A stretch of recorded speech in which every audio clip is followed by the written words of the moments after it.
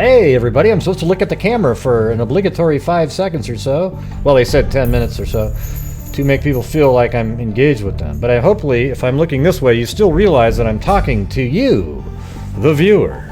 All right, great. Yeah. I don't look at I'm not like one of those people that needs to be... I don't even notice the camera, okay? But the camera's on me, like at the beginning of the show, so you can actually see who the hell I am. That kind of thing. Wow, man. There's a YouTuber out there that's absolutely lost it. And now there's a psychic doing shows on the Dlive case. But man, that one that lost it, he's just an absolute hypocrite. I mean, it's like it's almost ironically hypocritical. It's one of the wildest things you've ever seen. I won't even say who it is. You'll have to go try to find it. Unbelievable. It's like 5 pots all calling the kettle black. Are you alright, Blue? What's going on right there? God, Blue's like really excited. Yeah, right there, Blue. You got it.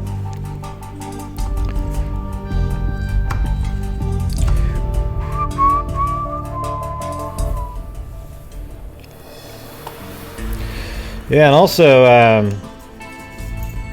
mentioned on my show that same psychotic YouTuber was showing pictures, an actual picture of some guy just at a barbecue,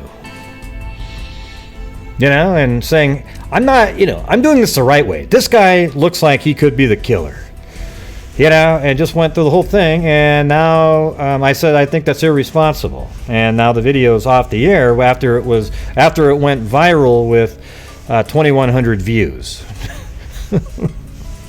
But anyways, yeah, it's really irresponsible to put stuff like that out.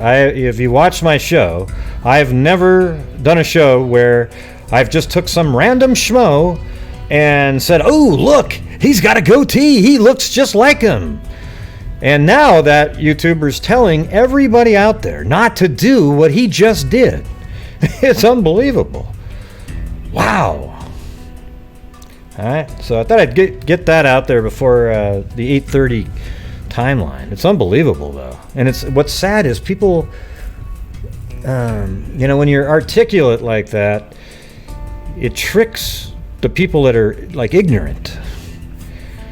All right? They just don't see it. It's bizarre. It's unbelievable.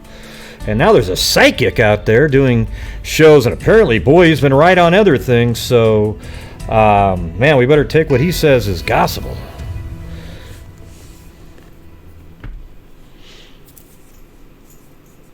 Hey, all right. This is the very first live for a couple of you in there, right? Pretty wild. Anyways, I spent like almost the entire day going back over the same portion of the warrant that we went over on the show last night.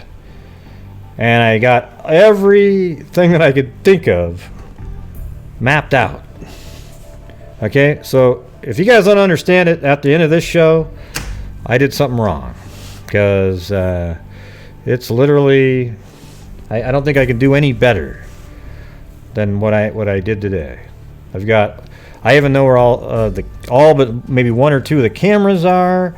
I believe I know exactly where both the pickup truck and the Suburban were parked. 100%. I mean, I feel like, well, let's say 99.9% sure. And just all of it.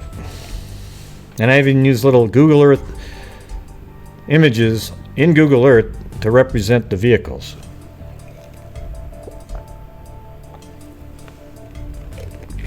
All right, having a little Gatorade right now.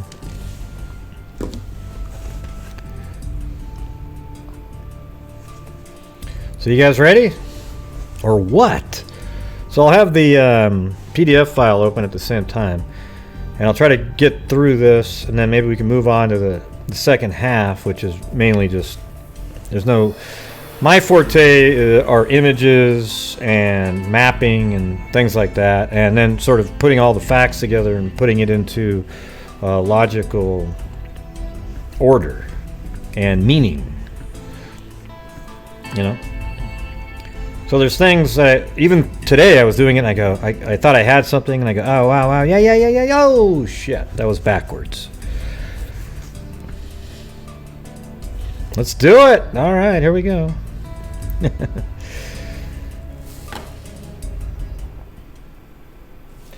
So here we go. We're going to start right here. Basically, what I'm going to do is I'm going to start it right at the beginning of when they start doing. So as you can see right here, this is 6:36 a.m. on Route 15. So it's State Highway 15, the southbound Fairfield stop, rest area, which is right here. So this is southbound Fairfield rest area. So it's on this side. I put this little red truck in the shot, actually. It's pretty cool how Google Earth lets you do that. But there's the red truck. This is the Toyota Tacoma 2001 pickup truck. At 6:36, it's driving right by here. And as you can see in the, let me get the image out.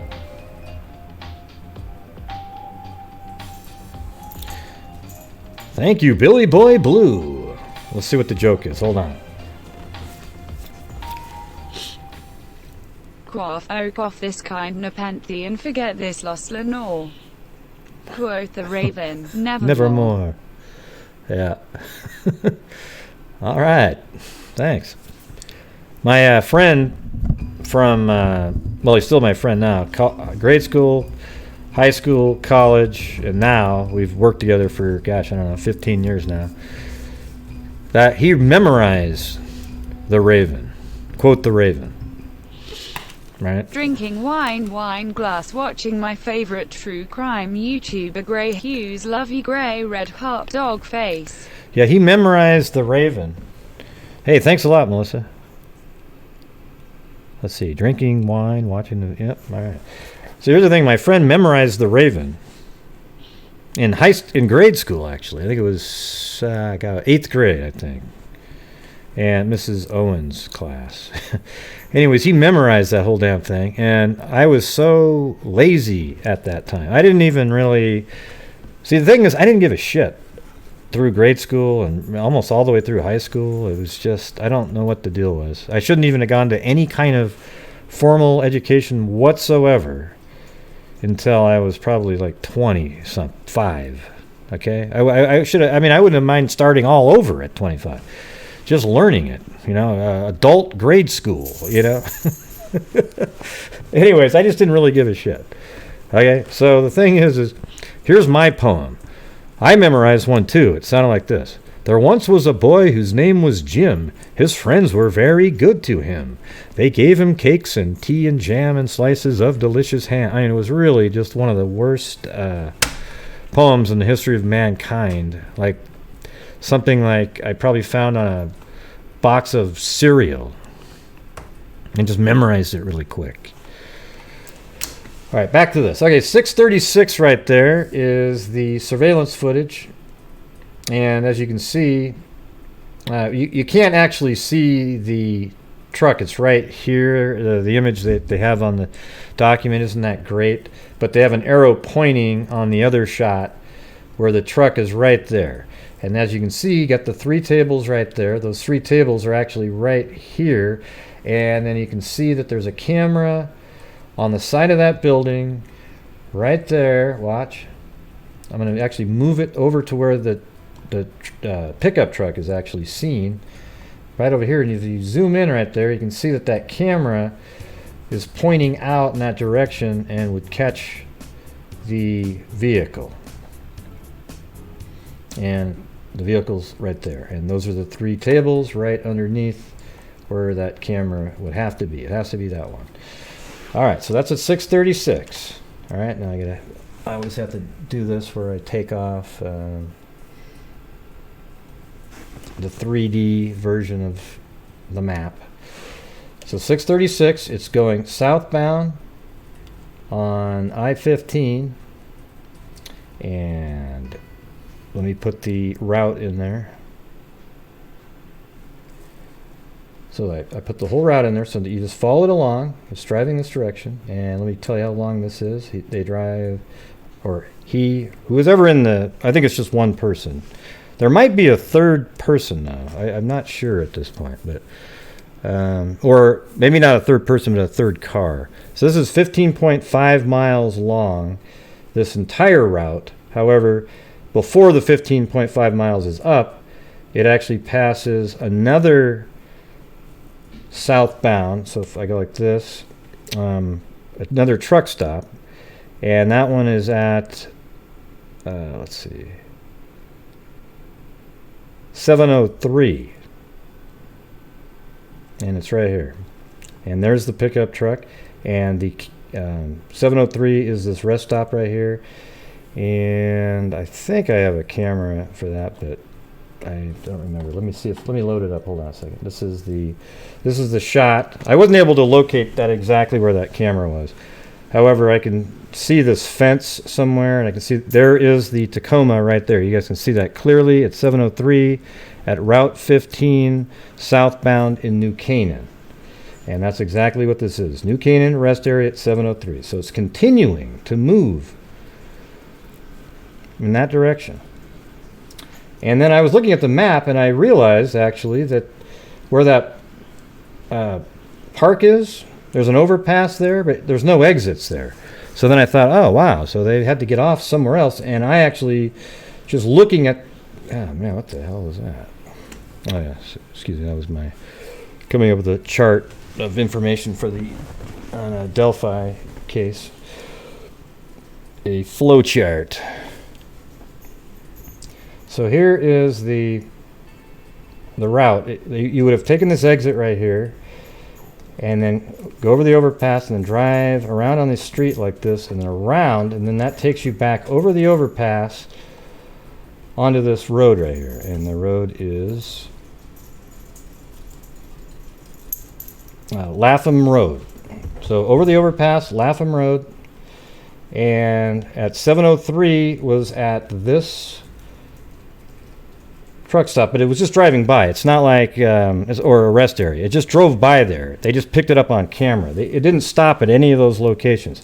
It's just driving by, and miraculously they went and checked through all of the different cameras and were able to track the Tacoma. It's amazing.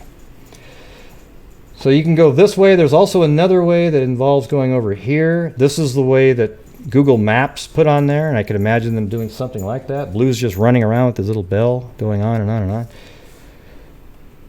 Well, it's not really a flow chart, but I'm just trying to show you. There's no way to do this in a flow chart. This is a timeline, but I'm trying to let you see how it works. So basically, if I zoom out to here, this is where it was first picked up at 636. Drove along, they picked it up right here, the Tacoma, driving right by there. Then this is where it got really interesting for me. So the Tacoma comes over this bridge right here, and then at I gotta turn on some things for you guys.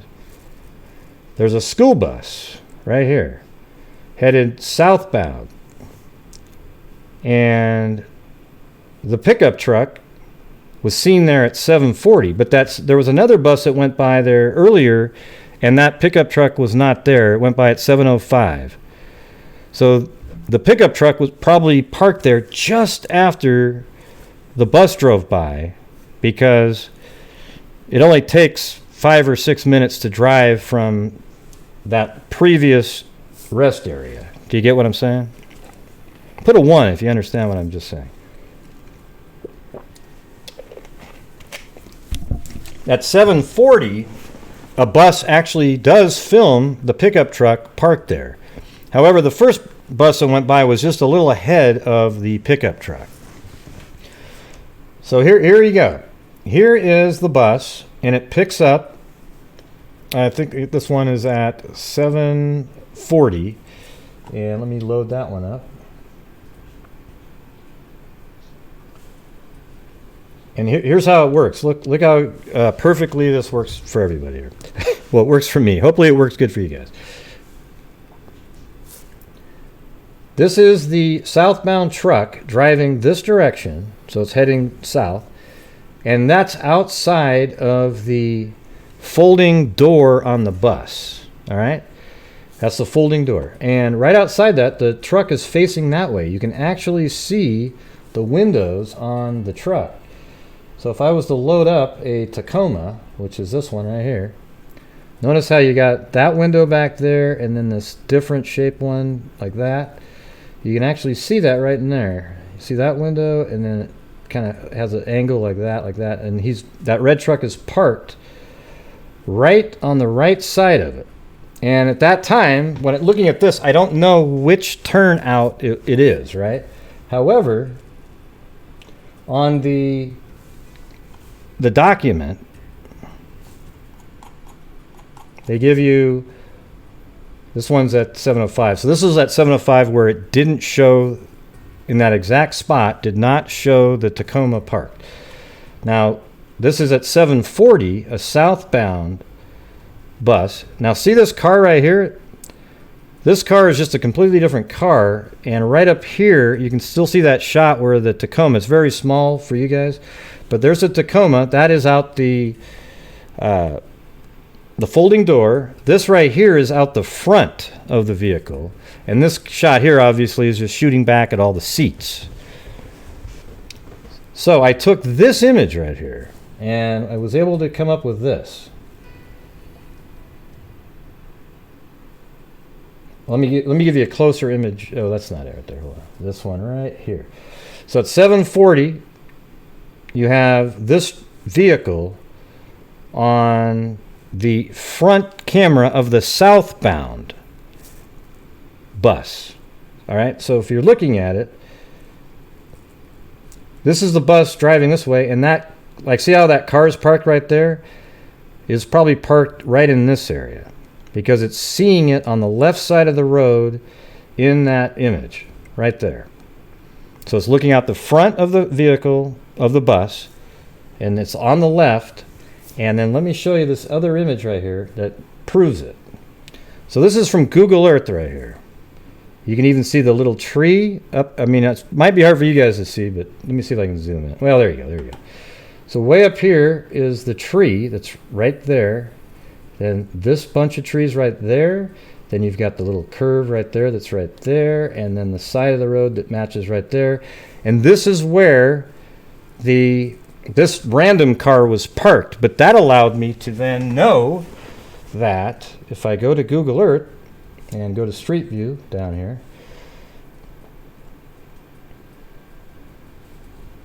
so we were just looking at this exact spot right here. Hopefully you guys are following along here. And then realizing that the bus is shooting the car here from a distance back behind where I am right now. So if I backed up a little bit and then out to the right through the folded door, that means the pickup truck was parked right there. Okay, and if you look this direction at the 757 bus that was going by the north direction, look at that. Look how it goes in like this and then out. I mean, it's like literally exactly, it is this spot. I'm 100% sure that is where the Tacoma was parked right there. At 757, a northbound bus going that direction. So here's what's weird is the northbound bus was going, this way like this. But the Tacoma was parked backwards on the left side of this road over here. Okay, is this all making sense to you guys? All right, cool. So this is just another at 740 the Tacoma was there. At 757 it was still parked in the exact same spot. And now we leap over to Jennifer, the situation with Jennifer. So hold on, it might take a second. Let me show you. I have more images to overlay here too. Yeah, man, I hate when they give me. I don't even want. Let me turn off the 3D thing for a little bit. There we go.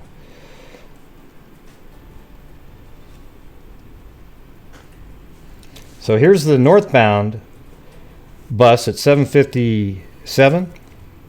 And notice how you can see when it's driving, you can see right over here the pickup truck. And that's the shot that we have right here. See that? Boom. So that's another bus that just happened to be driving by going north. It could even be the same bus. I don't know if it picked up some kids, turned around, and drove back. I don't know.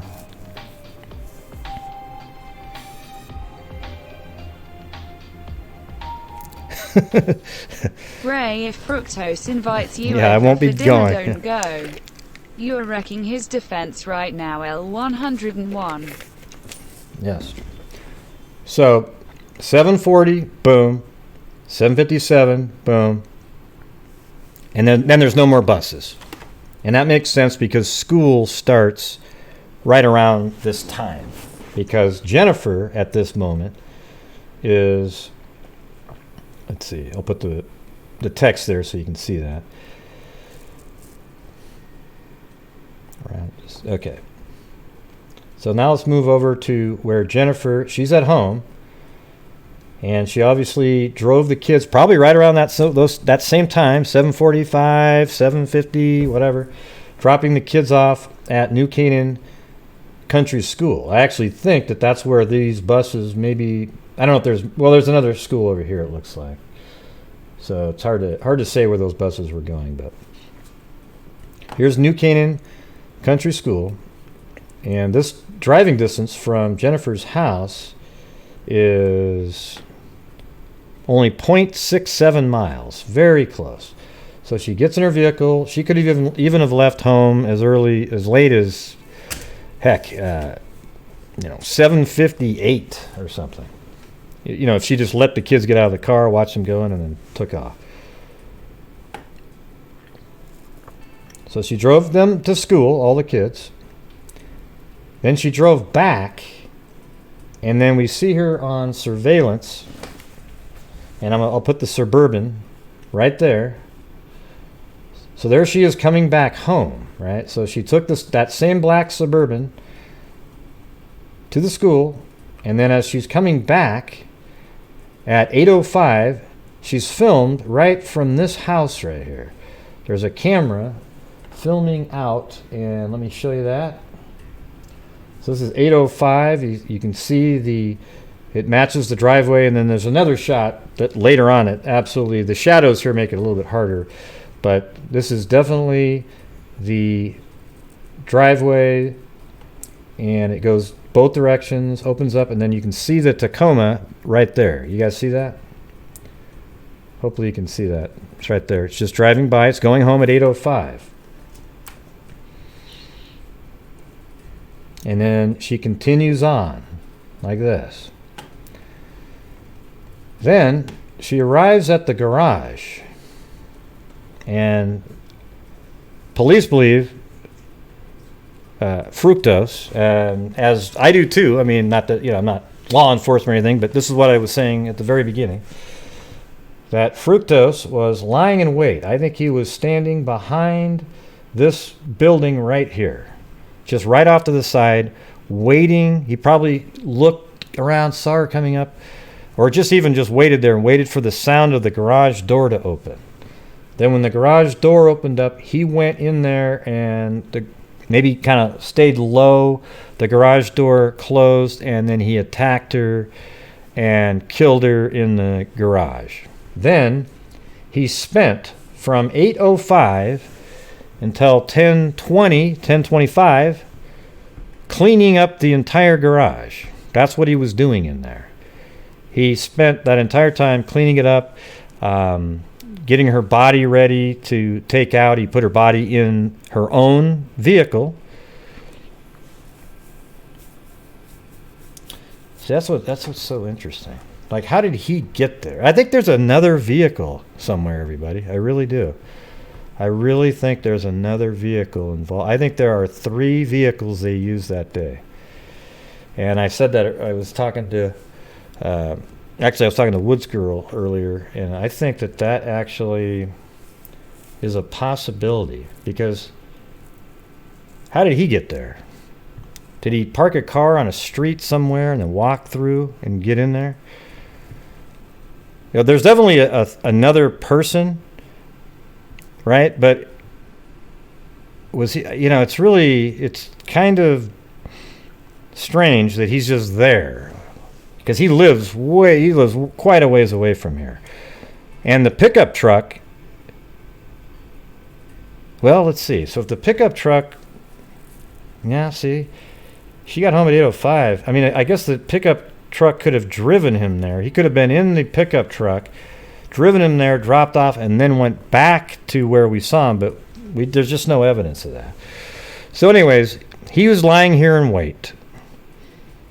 The garage door opens, she drives in, she attacks, blood's all over the place. He spent a lot of time cleaning it up. Then hey, thanks, Rhonda. Puts her into the vehicle, the Suburban, and then drives her body away in the Suburban. And here we go. And now it's filmed right there. And let me show you that shot. So as it's driving away, this is at 10:25, an hour and 20 minutes after it's seen driving, or 2 hours and 20 minutes after it was seen driving home. It's right here, same camera picked it up, and let's show you that.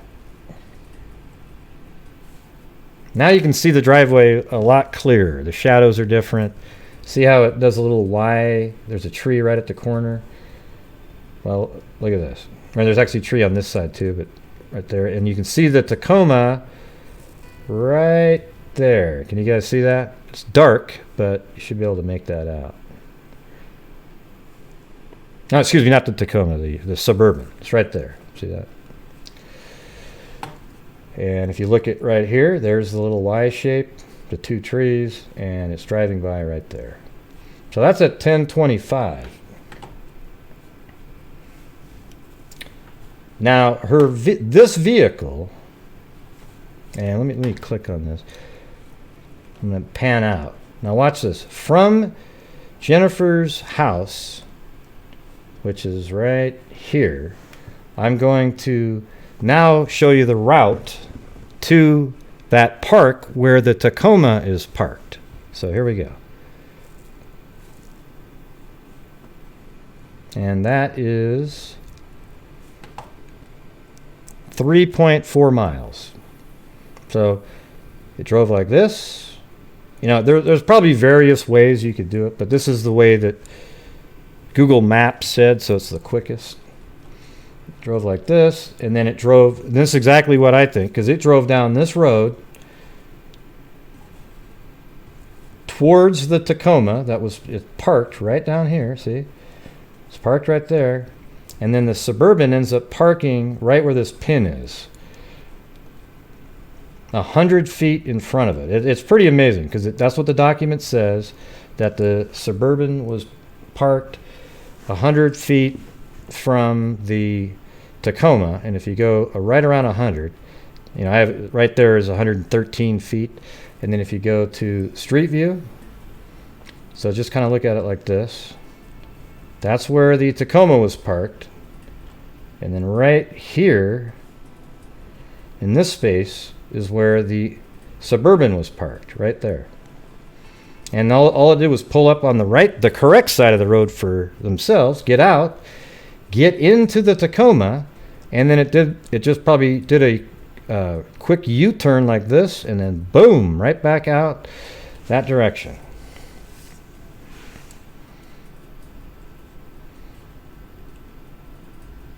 And I actually think that when they were in this area right here, yesterday I wasn't sure, but I think that this is when they transferred. Well, I think that there's a ping of Jennifer's phone that shows that she was in this area right after her Suburban left her house. So soon after that, her phone pinged right here. So I think that indicates that she probably, at this point, yeah, it's just really, it's bizarre, but maybe they put her into the Tacoma and then drove away with her body and put it somewhere, then got back out on the freeway. Because the problem is there's a lot of time missing.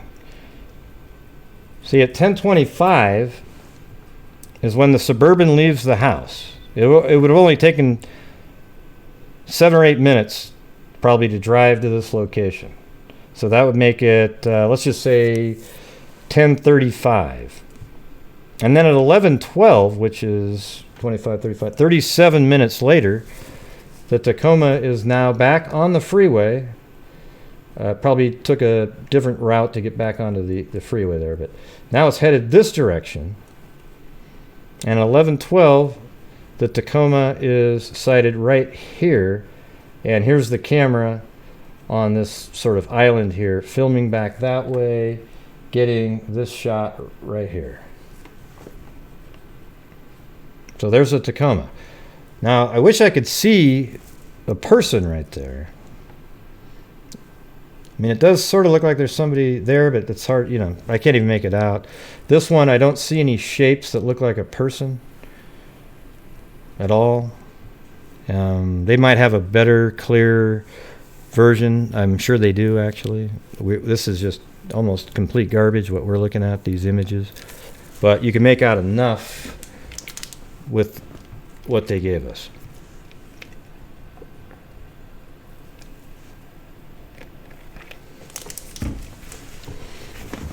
So here's the Tacoma at 37 minutes after the Suburban would have parked on that road.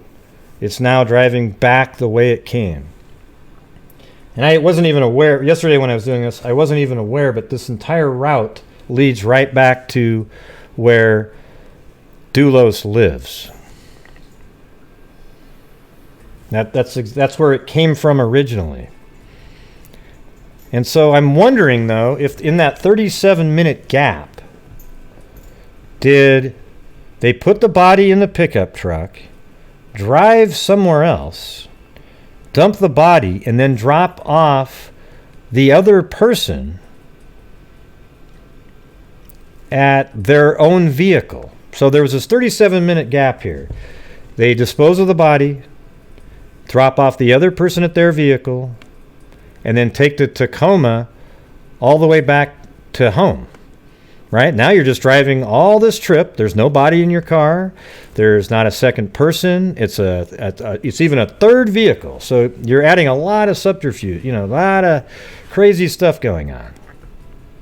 I don't know that there was a third vehicle, but it makes sense. It's just... So it's Fructose's Tacoma, right?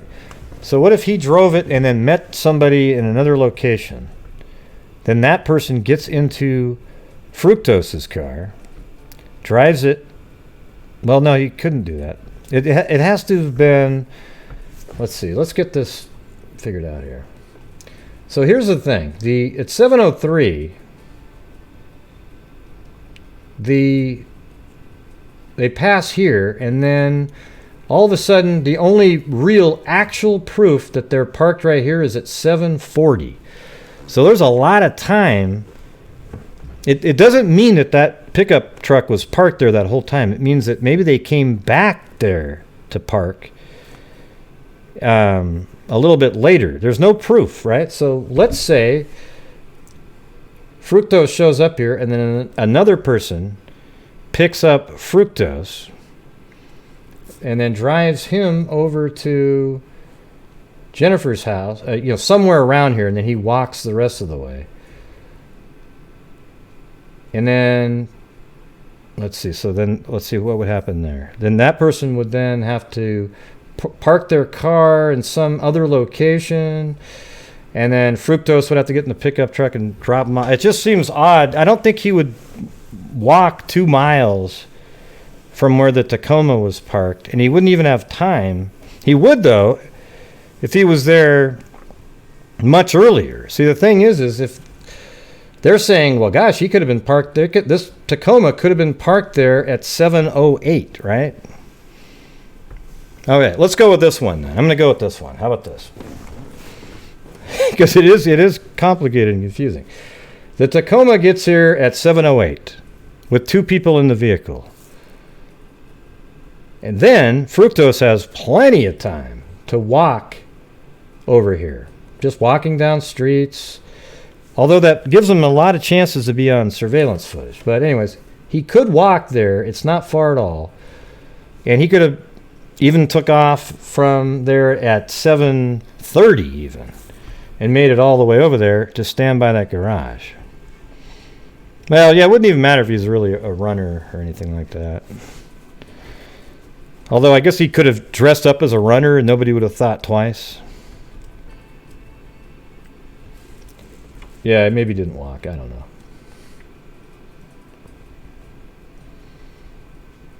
But look at the distance here. It's not very far. It's...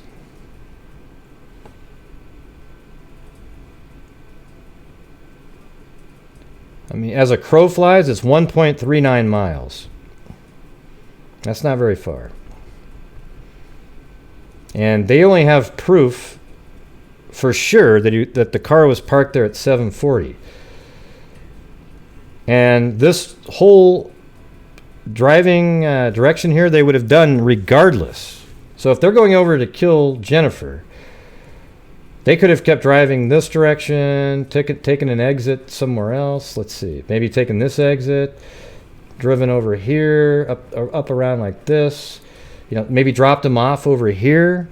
He gets out of his car, walks up like this, and the other car with the Tacoma then turns around, drives back the same direction, and then for some reason parks that direction. I don't understand.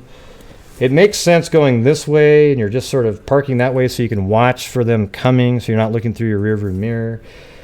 But it's also giving a chance for an officer to come by and say, "Hey, you're parked backwards," and he'd be sitting in the vehicle at the time.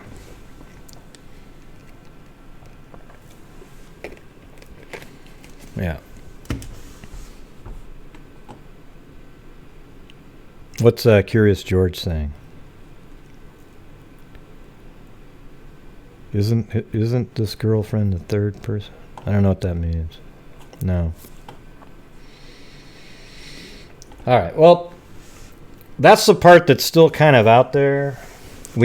I believe that he was waiting for her to come home because that's how he got in the garage. Where does Michelle Troconis live? I don't know where she lives. Do you have her address? I think I might have had it at one point, but I don't know. So right here is where the Tacoma was parked.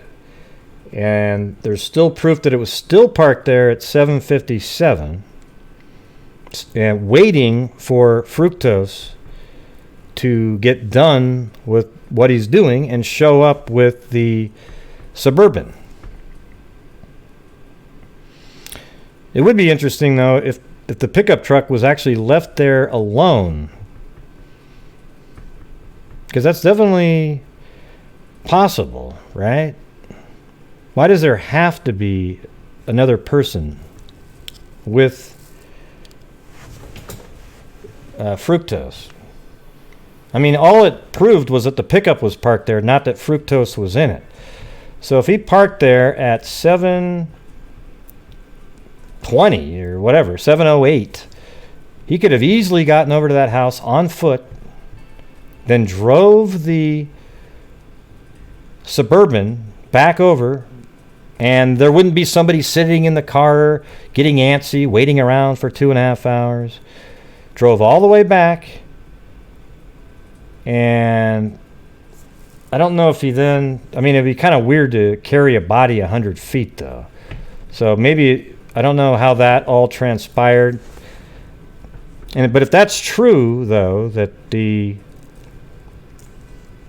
see the pickup driving that much later, 40-something minutes later, then that means that, again, Fructose may have dumped... God, maybe he dumped the body prior to getting back to the pickup truck. So that's the part that's really, it just, I'm sure the police struggle with that part too. They might have other information. I mean, did he transfer the body of the pickup truck and drive all those miles with the body? Because here's the thing. He doesn't stop once after getting back on I-15. The timing between stops matches perfectly to somebody continually driving. If you're going to dump a body, it's going to take you some minutes to do that. Especially in a populated area, you have to find a place that doesn't have a lot of people. All right, so if you read through the document, each location was consistent with driving around 60 miles an hour, 70 miles an hour, that type of thing.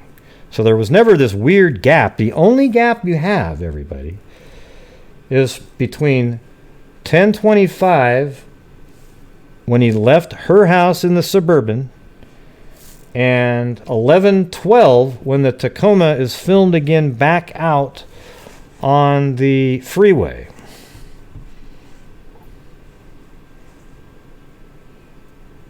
No, it wouldn't take anywhere near that. It's only a mile and maybe a mile and a half.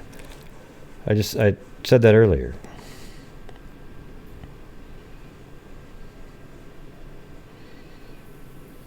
Well, I don't know, Olivia. How would we know the answer to that? But he could have done this all by himself. Honestly. I mean, he really could have. As a matter of fact, I don't see police actually mentioning that they think there's somebody else. Just picture this. That whole route that I showed you guys earlier. He's by himself. Just watch this. By himself driving. Goes by that camera. Then goes up onto this road right here. Parks the vehicle right there.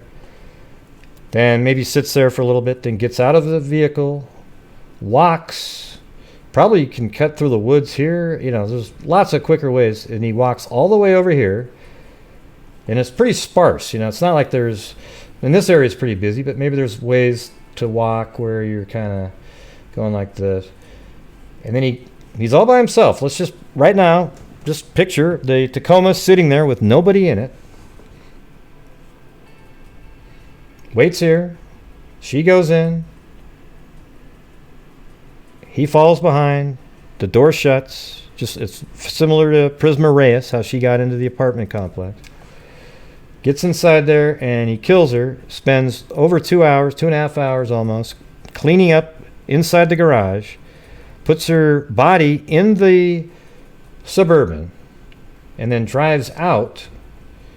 And we don't know exactly where he went for a while. But here's the thing, though. That's the thing, is they do say her phone pings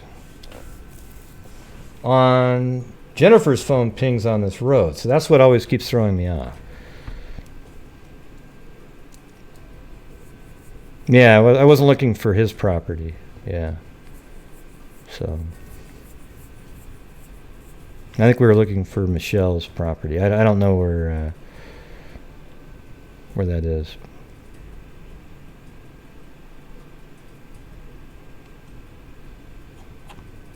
Oh, she lives in Farmington. Yeah, let me see that part where it said.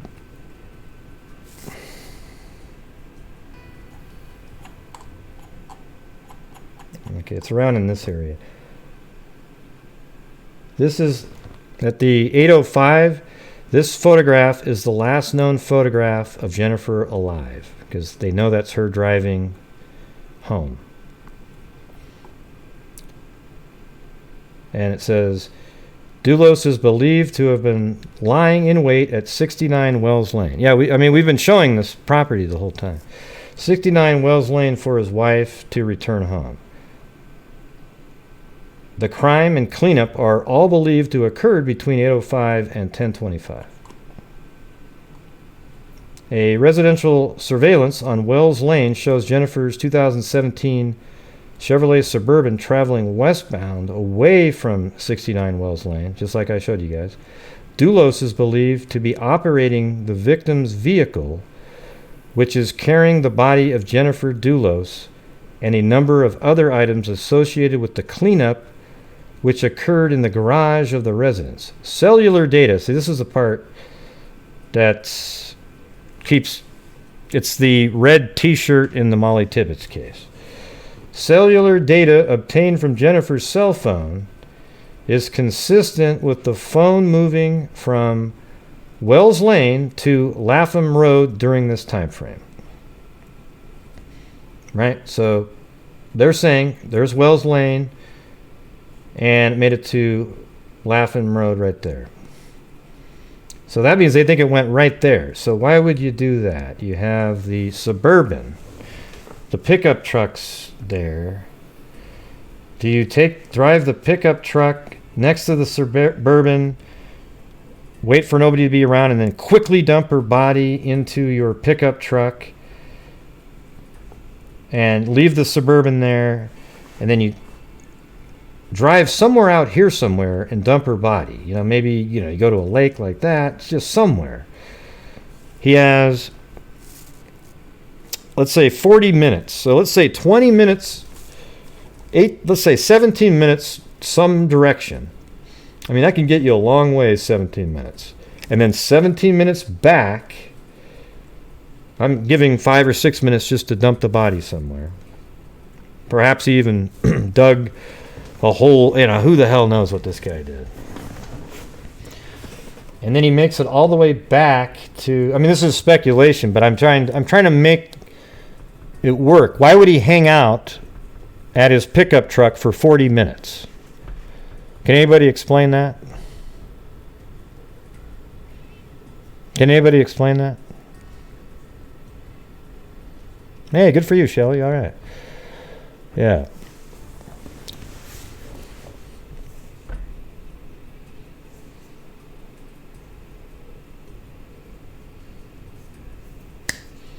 Well, I want somebody to come up with a logical explanation.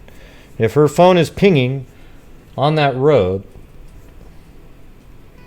Lapham Road, right after that car left at 10:25, within minutes, it sounds like, it was consistent with that.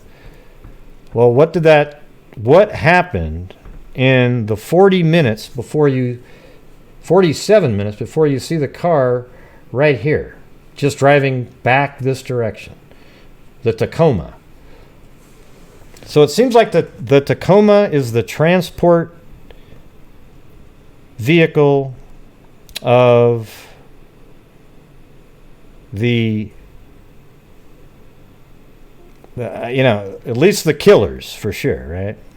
The Tacoma was only used to get her body out of the house and then park her car at the park.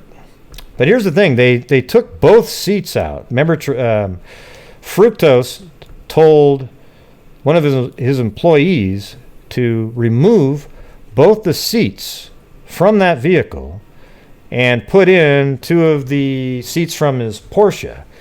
Well, the person who took those seats out actually kept those seats that he took out and gave them to police later, and blood was found on those seats. And there was a reason that, the thing is Fructose, after killing Jennifer, would probably have blood on his clothing, so forth, and he sat in the Tacoma, and he just wanted to make sure none of his DNA or anything like that was in there. But why both seats? I doubt he propped her up like, something about Bernie in the passenger seat. There's no way he did that. So he just didn't want the DNA from a second person seen too? No, I don't think she was not alive when they left. No way.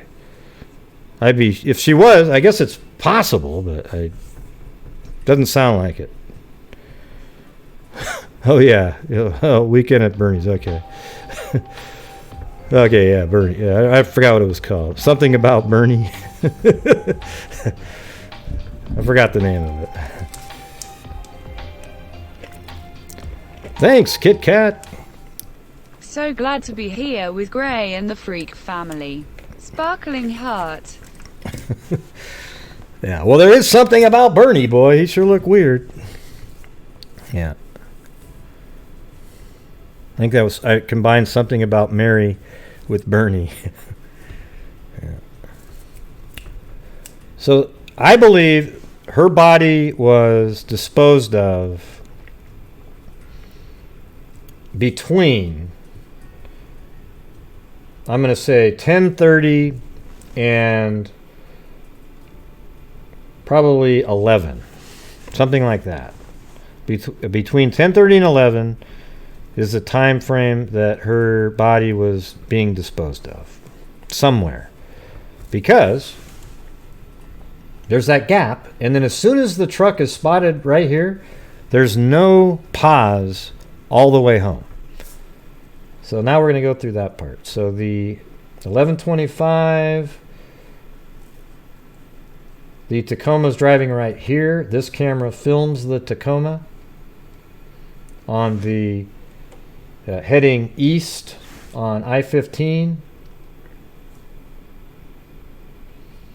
And let's see.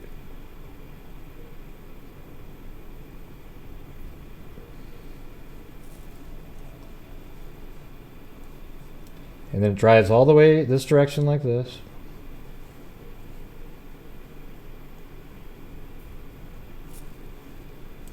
And then it's spotted again at the same Fairfield rest area, but on the eastbound side. I guess they call it northbound because it starts to curve up. Right here. Okay, here's where the camera is located, filming through. And I think I have that shot, which is, this is 11:25. Yeah, right here. So you can see the Tacoma right there, filming through the little gas, I think that's a gas station island. You just can't see the roof. Maybe you can barely see it there, perhaps. But that's what this is, filming through there, and there's the Tacoma driving by. You guys got it? All right. Now, from there, 11:25, this is new stuff that I doubt what the problem was is prior to 6:36, it was probably too dark to get any shots at all on some of these other locations, and they just were having trouble verifying. But they could definitely tell that this was the Tacoma. So here we go. The Tacoma is driving this direction. Let me get north-south orientation correct. All right, just driving miles and miles. I'll tell you how far the next sighting is. 13 more miles after that last stop. And here you go. Right in this location at Valley Transit at 11:40. And this is where the pickup was sighted, at a camera on the side of this building right there. And I know that without even having to go try to see the camera itself. Can you see the arrow, this little curved area, and then almost, it seems almost like right out the chute, it's right in this area, the pickup truck. And then I'll show you why I think that is. There you go. There's the arrow, the little chute, and then straight out across, and there's the pickup truck. It's hard to see, but I can actually make out a little red. This is what they're pointing at. They know that that's the Tacoma.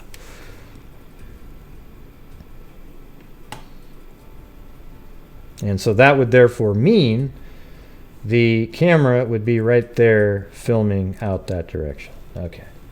You guys still with me? Everything making sense? And here's the thing is the time between each spot is consistent with not stopping at all.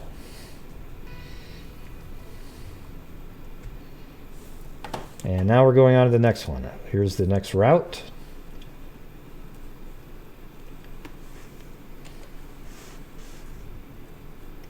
I'm just going with what Google Maps says is the best route. Okay, he could have driven a million different other ways, but this seems to kind of work. All the way to here, and this spot is at 12 o'clock. So from 11:40 to 12 o'clock, and the distance driven there is, that was 23 miles. So he was driving about 70 miles an hour on that portion. There's no way he's stopping. And then from here, this is at exit 23A. I wasn't able to find, there's a lot of construction going on here, and it looks like there's a lot of changes that have been made, so I don't even know if 23A existed even a year and a half ago. Or this is actually June but this is about a year and 2 months ago, this satellite image. And Street View is even older, so I don't know. There might be a 23A. I'm just giving you 23 because it's somewhere in this area. He's picked up on a camera, and I don't really have a really good shot. I couldn't find the gas station that was shot from because I can't see 23A right now. So now we're going to go on to the next portion of the trip. So from here, the pickup truck drives, let's see, all the way to Fructose's house.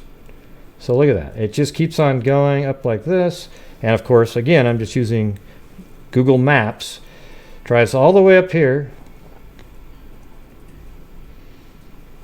And this is where Fructose lives, and he got there at 12:22. So that only took him 22 minutes to drive there, and that distance was 27 miles. So he's just hauling ass at this point. I mean, really, that's he might have got a shorter way. I don't know, but what I have is that he drove another 27 miles, and he did that in, it looks like 22 minutes. So what is that, 80 miles an hour? I mean, that's ridiculous. I wonder if he went a different way that was he knew that was quicker. But that seems like a pretty straightforward route. I guess here's the thing. He could have gone like this, right? This Yankee Speedway thing here, and then kind of went up like that. Maybe that would have saved some time because you're kind of losing a lot of distance going like that. This would be a straight shot. So he could have gone up 84 there. This is just what Google Maps told me. So I bet you that's a lot shorter, to be honest with you. I bet you this would make sense.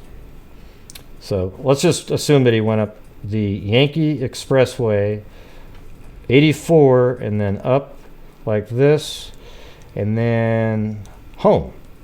And what we have is another shot here. Let me get the right month on here. There we go. That works so much better. And there's the pickup truck driving up the driveway here, and I think that's represented in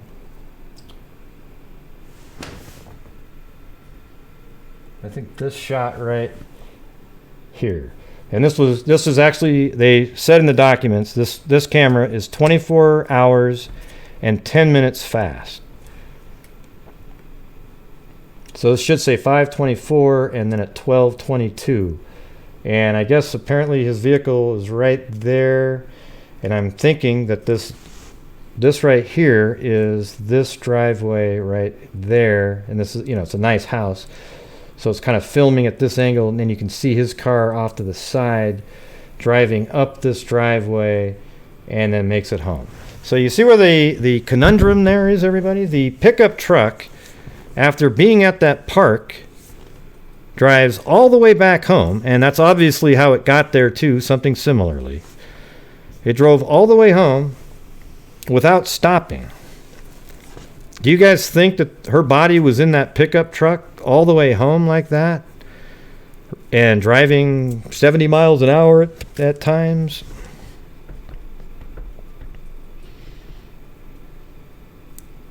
Yeah. You think so? I don't think so, Kit Kat. I don't think it'd be smart at all. Because we're missing the time between 10:25 and 11:12. There's 40-something minutes missing. I think listen, this guy planned all this out pretty meticulously, but way too much stuff going on. I mean, he made it kind of tricky for law enforcement, but by getting so tricky and putting so much stuff in there, he gave law enforcement a lot of circumstantial evidence to find. So it's kind of dumb.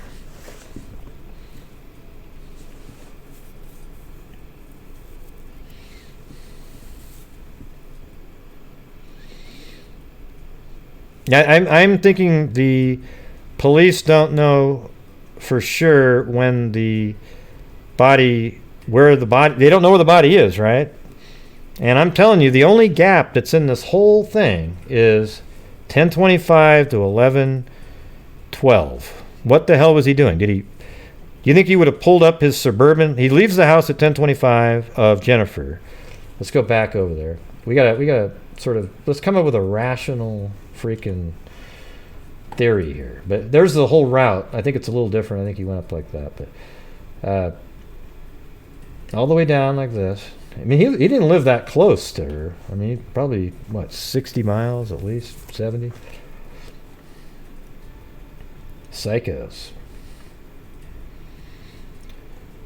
So again, let's just go over this. This is Jennifer's house here, and he leaves after killing and cleaning up at 10:25, and then her phone pings. There's a ping that's consistent with her being on this road soon after that. And I think I have that right here.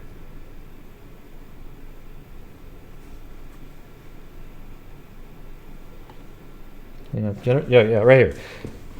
So at 10:25 it leaves, and it said, the document said, cellular data obtained from Jennifer's cell phone is consistent with the phone moving from Wells Lane to Lapham Road during this time frame.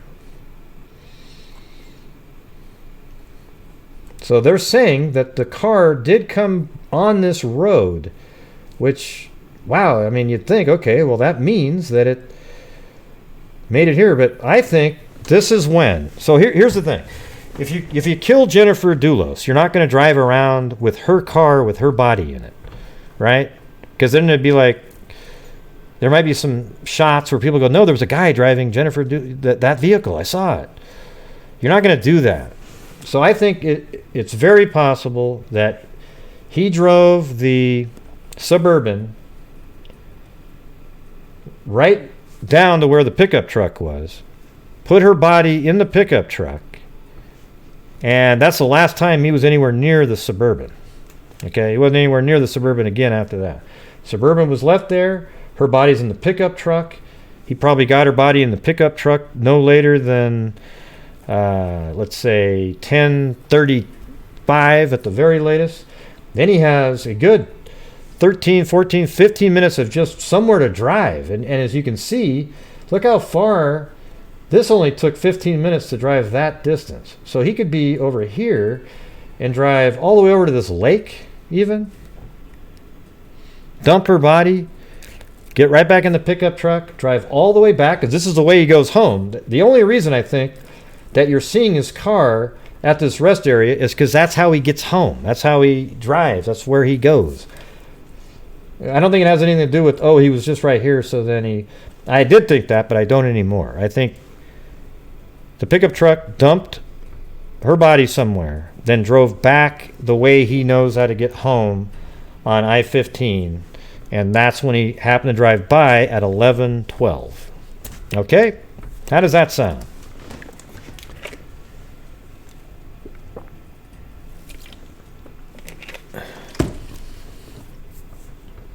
And he could have gone, now that opens up a door for, I mean, literally probably 100 square miles, thousands of square miles, actually.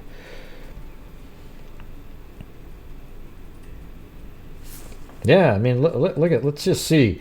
How about this? It appears that he's able to drive 50, 60 miles an hour. So at 60 miles an hour, in 15 minutes, you can go 15 miles, obviously.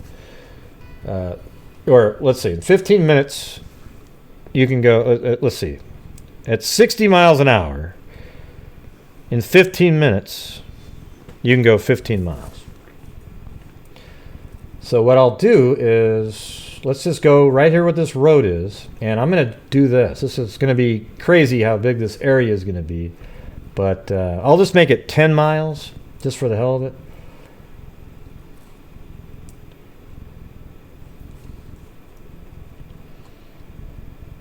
So this is where the pickup truck and the Suburban are.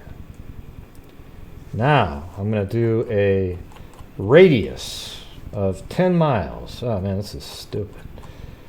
So now you're out in the ocean. The ocean's only 5 miles. That's 10 right there, okay? Yeah, let's make it 12. Just to give him... Now, 11.7. Okay. Ah, shit. There we go.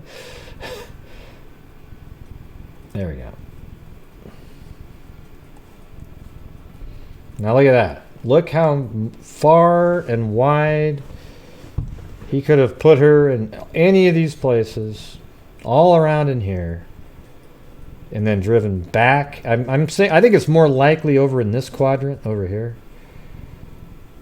somewhere over there. It just feels like that's what he would do.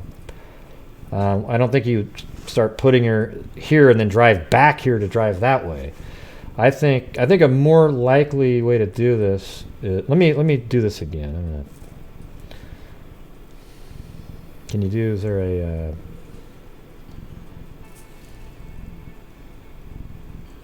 Here's what I'm going to say.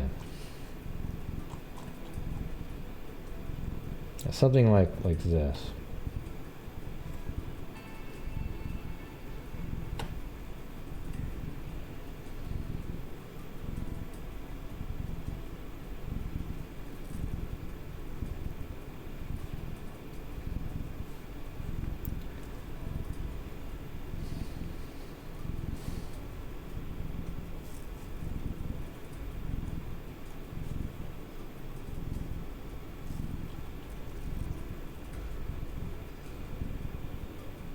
Ah, God, man.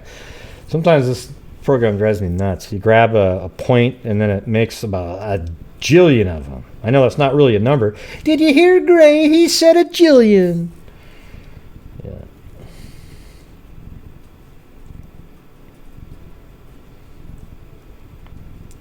You know what I do like? I like that I'm held to a higher standard than other YouTubers. It's frustrating when you hear people whining about the smallest little detail, where other YouTubers can just blab about anything they want, and I'm talking about the more recent true crime YouTubers. They can say whatever the hell they want, and it's just accepted, and hey, that's just his opinion. But my God. But it's kind of nice, because that means they hold me to a higher standard. I appreciate that.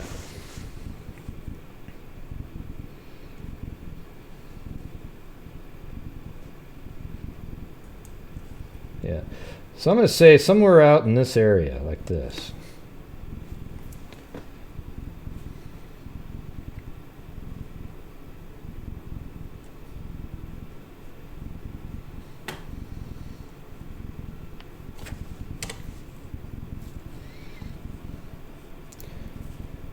All right. Don't you think that it's more likely that she's over here like this? If that is the gap where she was dumped, when she was dumped, that her body would be west of that park, because then why would you drive back? The pickup truck is then seen driving this direction at 11:12. That means you came from over here. So you got to find a place. You know, there's plenty of lakes over there. There's some. It's very populated, though. That's one thing. It's very populated. You know, maybe a lake like that. That looks a little bit not populated all around the banks of it. So something like that. And then I guess this is technically still inside the possibility range over here.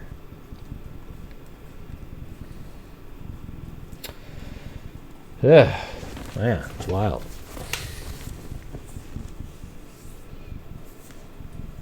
No thanks, Kimberly. I got it. Secluded here. Let's see. What do you mean? Oh, you mean like an island or something? Or just... Yeah, there's just... the whole ocean's... It looks like there's people all along it. Really... It's very expensive and very valuable land. I doubt a lot of people... I mean, I guess you could drive all the way out onto this island here if you had a buddy. I don't even know what this is. Maybe I think it looks like people work there. Is that an Air Force base or what is it? I have no clue what that is. People live there, and then you drive out here. Is there a street view? Ah. Well, there you go. How about that one?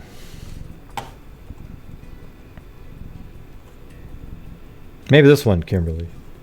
Way out here, right?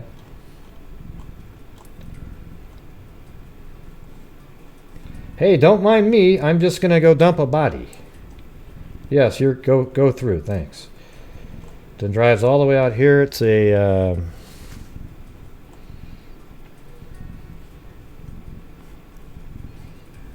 wouldn't that be weird, huh? Wouldn't that be weird?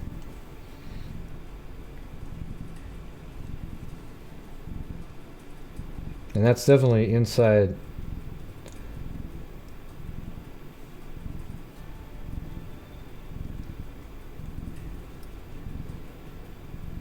Yeah, so that's only 10 miles out to that. As the crow flies, so probably 12, 13 miles.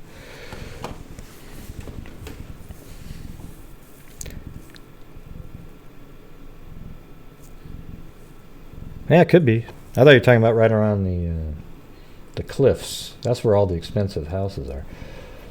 I don't think I'd want to live here, like, you know.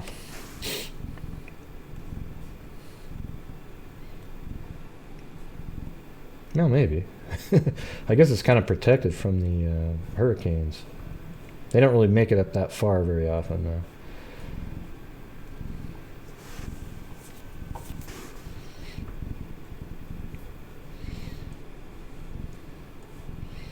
Well, do you guys feel pretty good about that, though? I mean, you have it visualized, the timing, how they came up with it.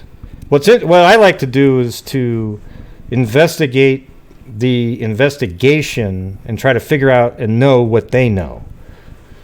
So right now I feel like after going over this, I'm not just reading words saying, oh, well, they drove by here at this time. Oh, they drove by here at this time.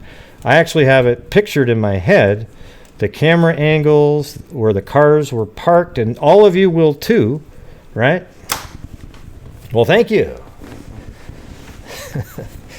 Yeah, everyone's going to know where the cars were parked, where the theory that the police have at Jennifer's home, he was just waiting outside, went inside, killed her, cleaned up, put her in the Suburban, must have had her phone with him too, because it pinged. He must have realized something and turned it off, because is there any other pinging information? I mean, it's weird that it just stopped pinging right then. And then there's a 47-minute gap, and then right after the 47-minute gap, the Tacoma does not stop once and drives all the way back to Fructose's house. I mean, why isn't that enough right there to have him in prison? I mean, his pickup truck is parked 2 miles from Jennifer's home. Then the Suburban at Jennifer's home ends up right near where the Tacoma was parked, like literally 100 feet away from it. And then the Tacoma that he owns drives all the way back to his house. It's ridiculous that he's walking around out there. Just that alone, just think about that. I think anybody with a rational mind would think, oh my God, yeah, wow. Just that information. But there's so much more, too. It's ludicrous.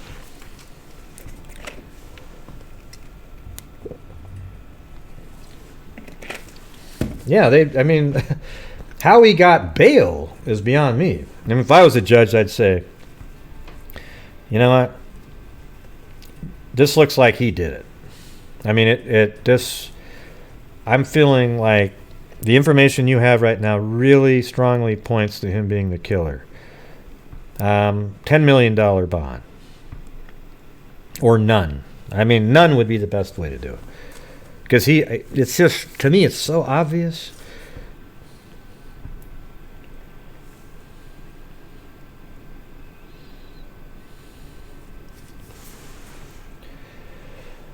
All right, that was, I'm going to go down to page 25. That's where we left off yesterday.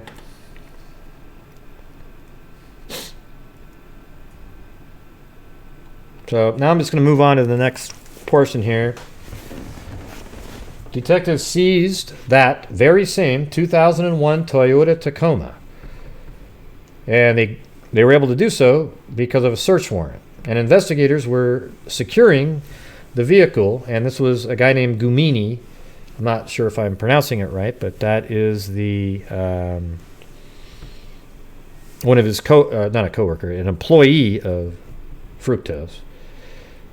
And Gumini advised that the seats installed in the vehicle at the current time when the search warrant was issued were different from the seats contained in the vehicle on May 24th, the day of the murder. Gumini informed detectives that he had kept the seats which were in the vehicle on 5/24/2019, and he offered the seats to the police. Now, that is awesome. So Fructose actually told him, hey, listen, I need you to change these seats. Can you do it? Can you do it? Can you do it? Can you do it? On that very day. And then he traded out the seats, put in the Porsche seats that, guess who owns those seats? Oh, Fructose did. What a coincidence. Wow. What are the odds? He owns both cars that had seats switched in. And the cool part is Gumini actually kept those seats. I mean, what a weird mistake that is by Fructose to not say, hey, would you mind disposing of, or doing something. But anyways, the guy kept them. And Gumini informed detectives that he had kept the seats which were in the vehicle on 5/24, and he offered the seats to police. Detectives accepted the seats and entered them into evidence separately from the vehicle. Gumini also signed a written consent to search form. Consent to search form authorizing the examination of the seats. So Gumini said, yep, go ahead. You can examine the seats, do what you want. On 6/20, detectives secured a Joyce warrant authorizing the forensic examination of the Ford seats installed in the Toyota Tacoma on 5/24/2019. An area of blood-like substance was identified on the passenger seat, which was removed and transported to the crime lab for testing. And then, let's see. They produced DNA report which forensically linked the fabric swatch taken from the Tacoma seat containing the blood-like substance to the DNA of the victim, Jefferson Dulos. God, how is he not in prison? So look at it. You have the Tacoma that Fructose said, hey, change these seats. Then Gumini kept the seats, gave them to police. They examined the seats and they found stains that matched Jefferson Dulos' blood on those very seats that Fructose told Gumini to take out. God, are you kidding me? What's his lawyer's little goofy excuse for shit like that? Yeah, man.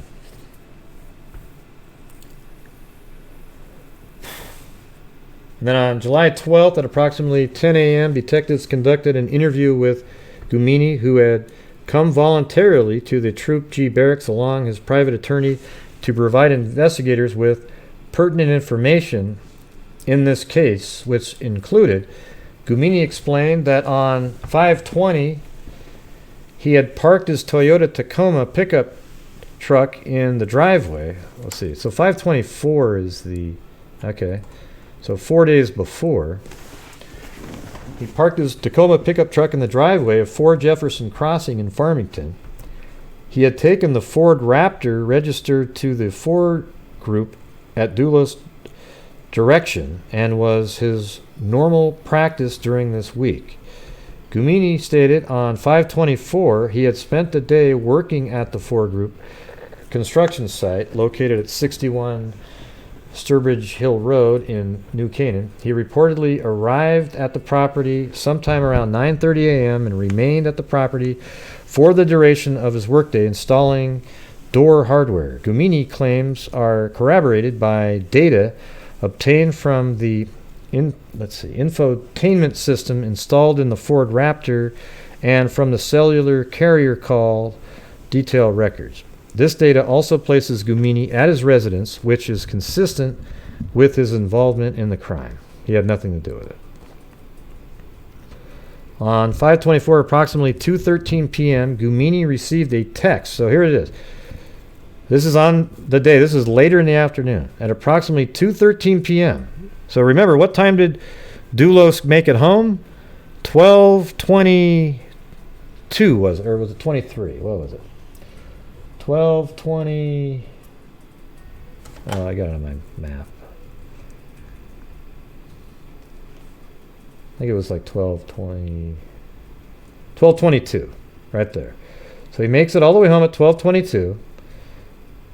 And then that same day, just not even 2 hours later, Gumini received a text from Dulos asking him when he would be returning to the office.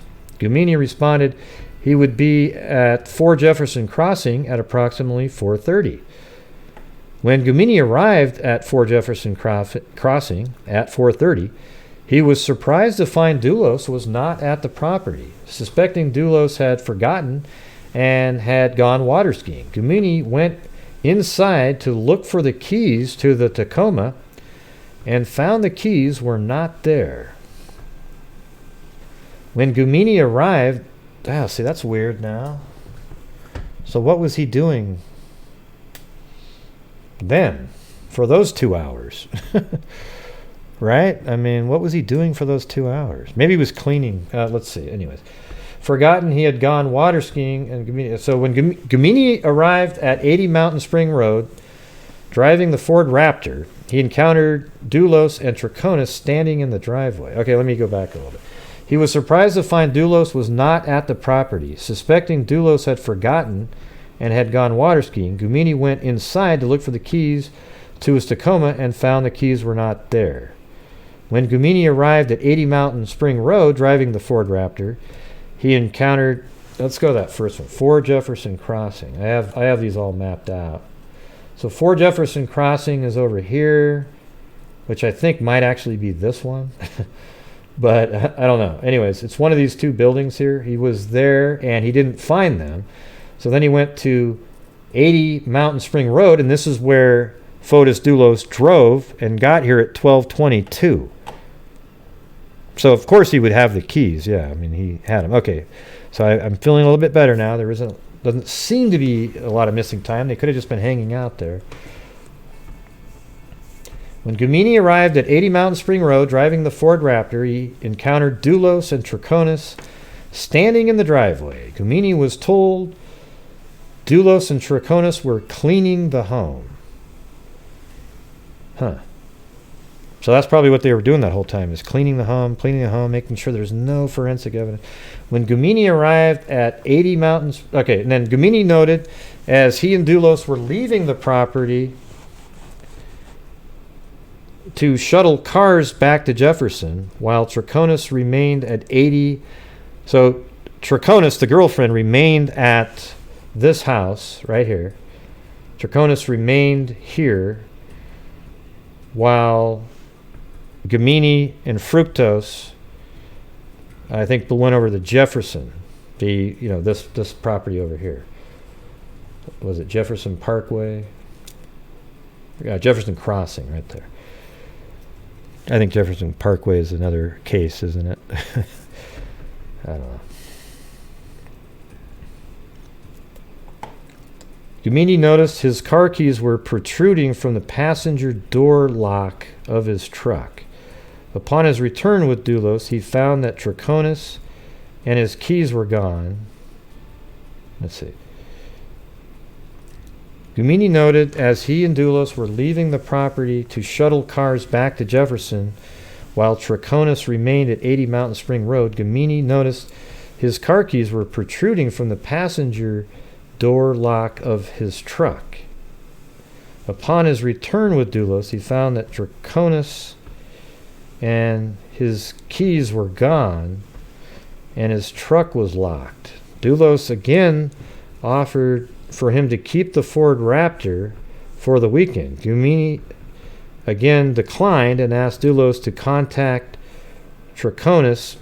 I mean, doesn't Fructose own the Tacoma, though? Doesn't he own that vehicle? So why would he not be able to just tell him, no, I need this? Yeah.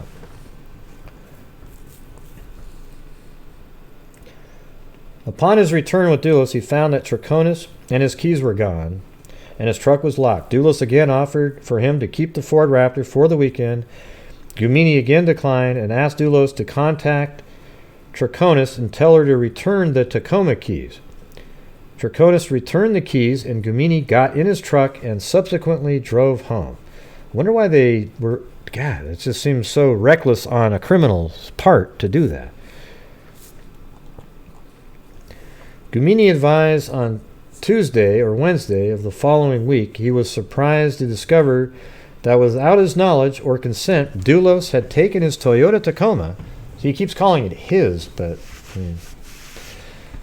he had taken it to a car wash to have, let's see, he was surprised to discover Tuesday or Wednesday. So what days of the week would that have been? Hold on.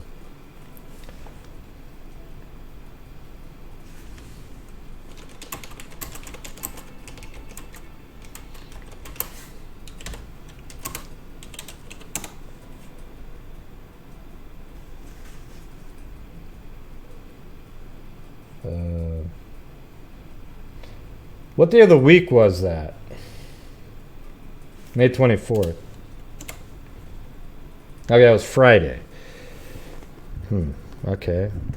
So Gumini advised on the Tuesday or Wednesday of the following week, he was surprised to discover that without his knowledge or consent, Dulos had taken his Toyota Tacoma to a car wash to have the interior detailed and to wash the exterior. After arriving at Jefferson with the Toyota, Dulos commented that the Toyota seats were not the original Toyota seats at... So, well, here's the thing is, how did Fructose get back the Tacoma if Gumini said, no, you can't have it? Does he leave it there over the weekends or something? I don't really understand how, after he gave it back to Gumini, how Fructose got back the Tacoma. Anybody know the answer to that? I mean, I guess, so he came back over the weekend. Gumini advised on Tuesday or Wednesday of the following week he was surprised to discover, without his knowledge or consent, Dulos had the car wash. Oh, well, he's not saying what day it was washed. He just realized that had been done. After arriving at Jefferson, he just realized on Tuesday or Wednesday. Gumini advised on Tuesday or Wednesday of the following week he was surprised to discover. Okay, so after arriving at Jefferson with the Toyota, Dulos commented that the Toyota seats were not the original Toyota seats and that Gumini should change the seats or sell the truck. The seats installed in the Toyota at the time of the crime were Ford seats. Gumini also found this statement peculiar. Gumini did not routinely clean his truck, and that prior to this occasion, Dulos had never washed Gumini's truck. Over the course of the following days, Dulos continued to urge Gumini to remove the seats from the Toyota and replace them. Gumini described Dulos as insistent and pushy, sometimes to the point of Dulos growing angry that Gumini had not yet changed out the seats. Dulos tells Gumini in future conversations that he is to refer to the Tacoma seats as hardware. Jesus. Can anybody say psycho? Gumini explained to investigators that on May 31st, a week later, Dulos offered Gumini the seats from the damaged Porsche to use in his Tacoma. He reported that Dulos had also told him to switch out the seats and get rid of them so they would not be found. Oh, so he did tell him that. When he did remove the seats On this date, Gumini decided to himself to keep the seats without telling Dulos in the event they may be needed by police. Wow. So even Gumini was like really skeptical at this point. Crazy. Gumini tells investigators that he questioned Dulos. What's up with my truck? Dulos responded that on Mother's Day, he had been at Jennifer's home when he hugged her. Dulos expressed concern that as a result of the contact, so he's even admitting that he is cleaning the car and having him do stuff for DNA purposes. My God. When he hugged her, Dulos expressed concern that as a result of contact, the police might find a hair. Yeah, because that's what they do. Look, there's no way in hell police would get that. Even if you had a restraining order, they're not going to go get the guy's vehicle, dig through it, and look for hair follicles. Okay? I mean, if they do so, I don't think that that's common at all. Okay? That just sounds kind of... Gumini continued to ask Dulos what's with the seats. Dulos provided no explanation, but continued to push Gumini to remove the seats from a Toyota. Dulos continued to express his concern that police might find an incriminating hair. And, well, yeah, you're right, an incriminating hair because you had the car parked 100 feet from the Suburban that was parked there right when your freaking Tacoma was parked there, only a couple miles from her house, but you live like 60 or 70 miles away. Yeah. Wow, that's weird that a hair might be in there. See, he's even admitting that he's cleaning it because he doesn't want DNA and things like that to be... This is man, how the judge even gave him bail is beyond me. Yeah. On Tuesday, May 28th, Gumini was present for a conversation which occurred at 4 Jefferson Crossing between Dulos and Troconis. Dulos and Troconis were discussing their timeline to provide the investigators, and Dulos asked Gumini if he had called him during the morning of 5/24. Dulos asked Gumini about his activity in New Canaan on 5/24. He asked if Gumini had seen anything on that date. And he asked Gumini what route he had driven as he returned from New Canaan to Farmington that afternoon. At one point, Gumini talked about how Troconis had to bring the keys to his Toyota back to 80 Mountain Spring Road. Dulos responded by telling Gumini to not mention this detail to police if questioned, commenting that he wanted to leave Troconis out of the matter. So what this whole thing here does, when the keys and everything, it proves that it was Fructose and probably Troconis driving the Tacoma that whole time, that day, earlier in the day. So it's Troconis and Fructose, probably together, working in tandem. At least one of them, for sure, because it proves that they had the keys, right? I mean, so when Gumini noticed that they had the keys, that means they had the keys. So they're the ones that were driving that pickup truck that was parked 100 feet from the Suburban. Wow, what a coincidence, man! Just pure luck, bad luck. I'm starting to actually feel sorry for Troconis. Or not Troconis and Fructose. Because look at the bad luck they had, man. I mean, what are the odds? They just happen to be driving around really early in the morning and just parked on this little street by a park. And then just a little bit later, 100 feet in front of them, while they're parked on the wrong side of the road, Jennifer's Suburban just pulls up and she gets out, and they were asleep at the time, apparently, because they didn't see what Jennifer did, but she ran off somewhere in the middle of the woods somewhere and just hasn't been seen again since then. God, man, doesn't everybody else feel as sorry for them as I do? When shown screenshots of the Toyota Tacoma in this affidavit, Gamini immediately stated he recognized the pictures depicted his truck. Gamini pointed out several body characteristics. So all those images that you saw at those at the rest areas, he was able to look at the truck because they're a lot clearer images and say, "Oh yeah, that's mine. See that right there? That there, little indications." Gamini appeared shocked that his vehicle was in New Canaan on the day of this crime. That upon reviewing the cell phone records associated with Troconis' AT&T cellular phone number, investigators determined Troconis received a 45-second incoming call on 5/29 from Russell Speeder's Car Wash. Yep. Well, and actually 5/29 would be the Tuesday or Wednesday the next week, so maybe it was actually just cleaned. They let good old Gamini drive around the car for 3 or 4 days, and then while he was doing work somewhere, they took his car during the day and had it cleaned.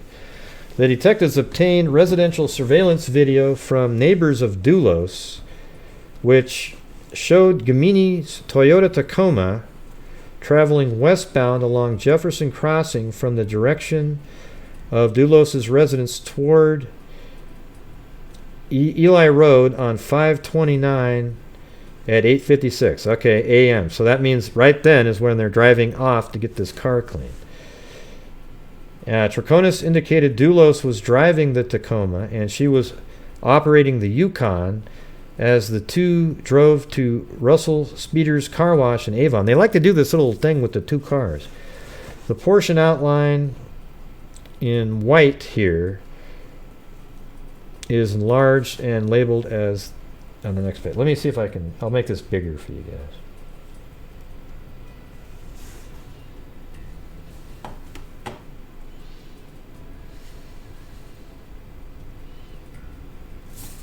Man, this case is nuts.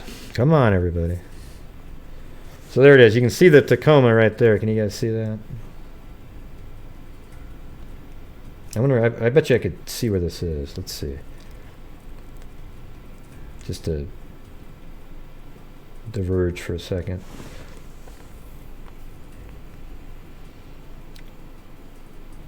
Jefferson Crossing. And that's almost like a horseshoe shape. And if you look at Jefferson Crossing, right here.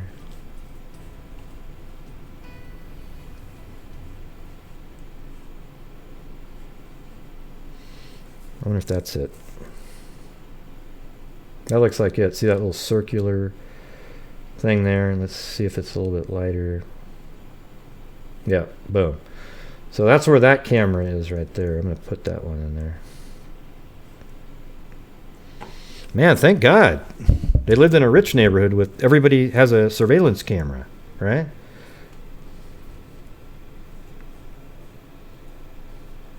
So on the 29th, the vehicle pulls out and the Tacoma and drives this way. And there you go. And that's Eli Road right there. And that's exactly what it says. So that is where the surveillance camera is. That's where the car comes out, drives by, gets onto Eli Road, and then heads off to get the car clean.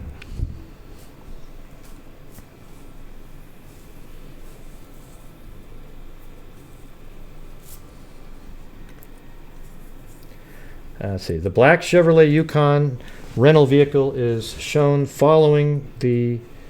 I'll say they rented a vehicle. Following the vehicle, God, when was that rented? Maybe that's the other car that I'm looking for. The black Chevrolet Yukon rental vehicle is shown following the Toyota Tacoma. In a subsequent interview conducted on 8/13/19, Troconis indicated Dulos was driving the Tacoma and she was operating the Yukon as the two drove to Russell Speeder's Car Wash in Avon. Yeah, there you go. Okay, there you go. This is way better. Can you guys see that well enough? Because I can't zoom in on here, but there's the pickup truck, and there's the Yukon back here. Man, these people, that's what they've been doing the whole time, driving around.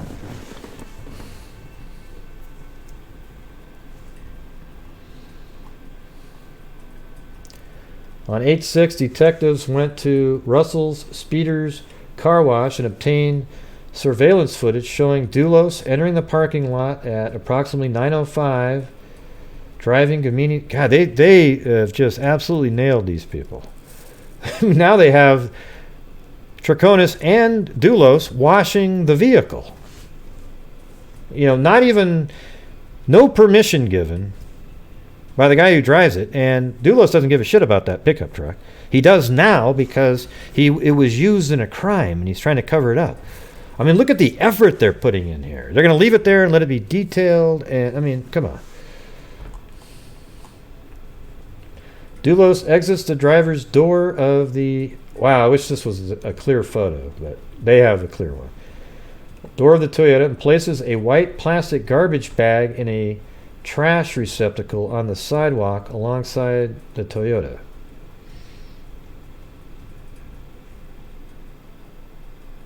I wonder if I could take... Let me try something.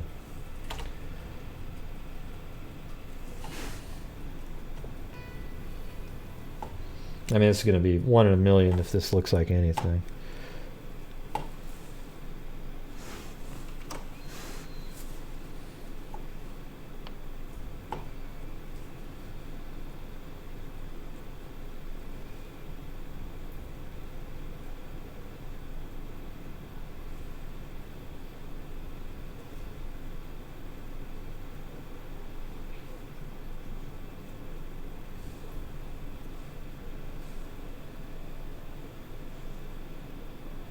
Yeah, I can't really make it out, really. I don't even know what I'm looking at.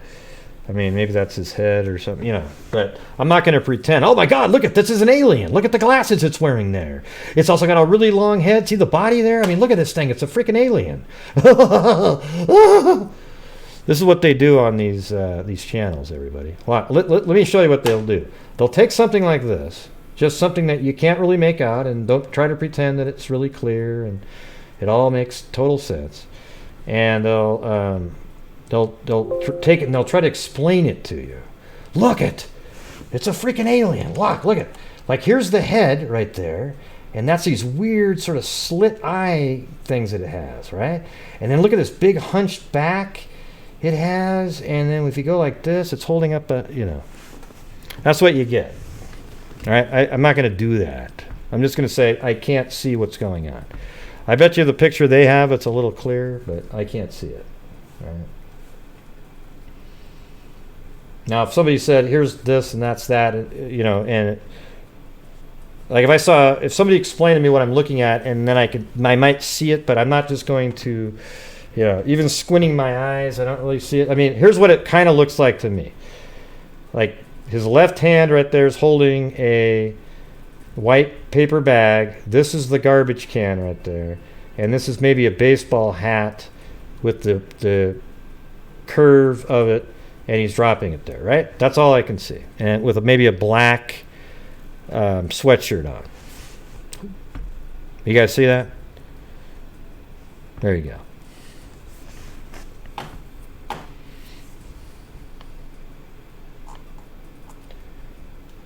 Dulos then goes to the reception area of Russell Speeders and completes a detailed log sheet for the vehicle. Dulos dictates the information to Russell Speeders' representative, so that right there he just proves himself being there. Definitely there. Let's see. Phone number, records, Troconis cellular number, vehicle field is filled out as Toyota Sienna, not Tacoma, huh? The time field is recorded at 8:44. The detail field is marked full. The price field is marked $250. Man, they're doing a full-on... That's him right there. Let's see. At approximately 1:39 p.m., Troconis phone records show an incoming call from this phone number here, which is the listed business phone number of Russell Speeders Car Wash. At approximately 2:28, Troconis phone records place her cell phone in the area of the People's United Bank located at 310 West Main Street in Avon. Detectives obtained surveillance footage from the People's United Bank at 310 Main Street, which showed Dulos. He looks totally weird there, but that's the problem with these bank cameras. They got the wide-angle lens. But good, so what? Which showed Dulos driving the center Chevrolet, the rented Chevrolet Yukon, and with Troconis in the passenger seat, as Dulos makes a cash withdrawal in the amount of $500. Note the People's United Bank video is not synchronized with Russell Speeder's video. Bank surveillance appears to be slightly ahead of the car wash.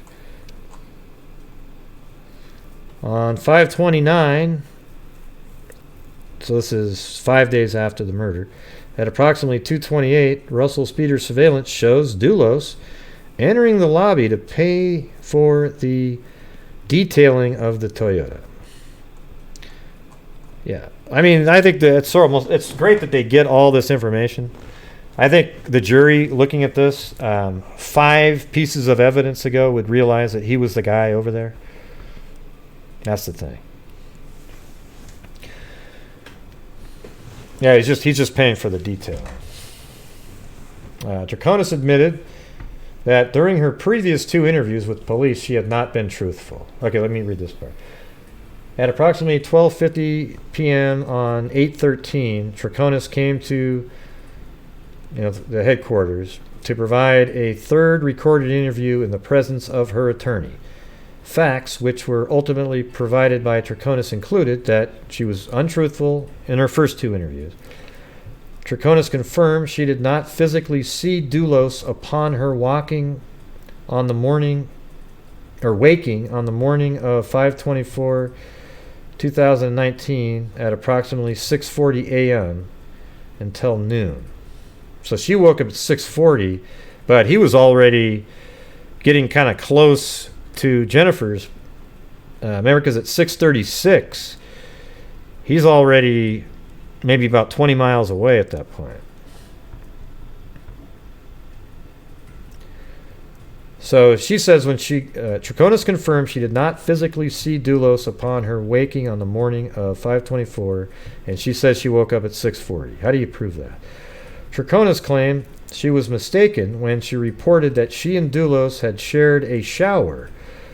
You weren't mistaken. You were trying to set up an alibi for him on the morning of 5/24/2019. The initial claim was inaccurate, despite the fact it appeared on the script. The script that they wrote, the 2-page script, it was on there, but it was inaccurate. Whoops. So it shows you that the stuff that's on the script was done as a script to have a similar story to tell. And again, why aren't these whack jobs in jail as we speak?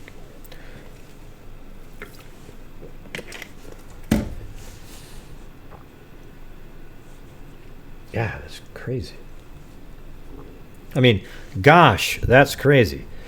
I'm sorry when I say, God, man, that's crazy. I hope that's not really that offensive. I was called a devil worshiper on a site because I say, God, man, that's crazy. Or, Jesus, And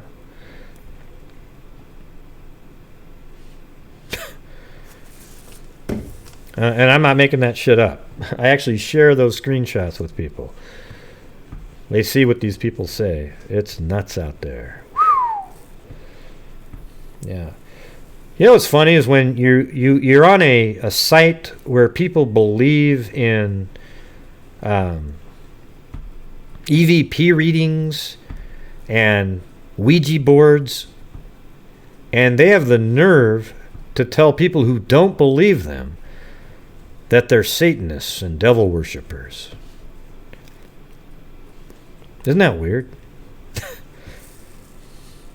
Dulos left his cell phone in the office of 4 Jefferson Crossing, which also serves as the... So this is another thing that Michelle Troconis said. She said that Dulos left his cell phone in the office of 4 Jefferson Crossing, and that's why his phone wouldn't be pinging.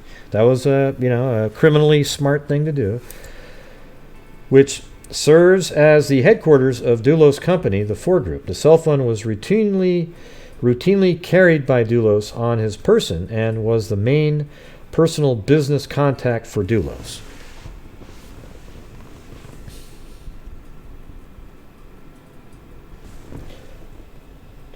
I wonder why they blacked out the phone number. I guess because he's out. You don't want people calling.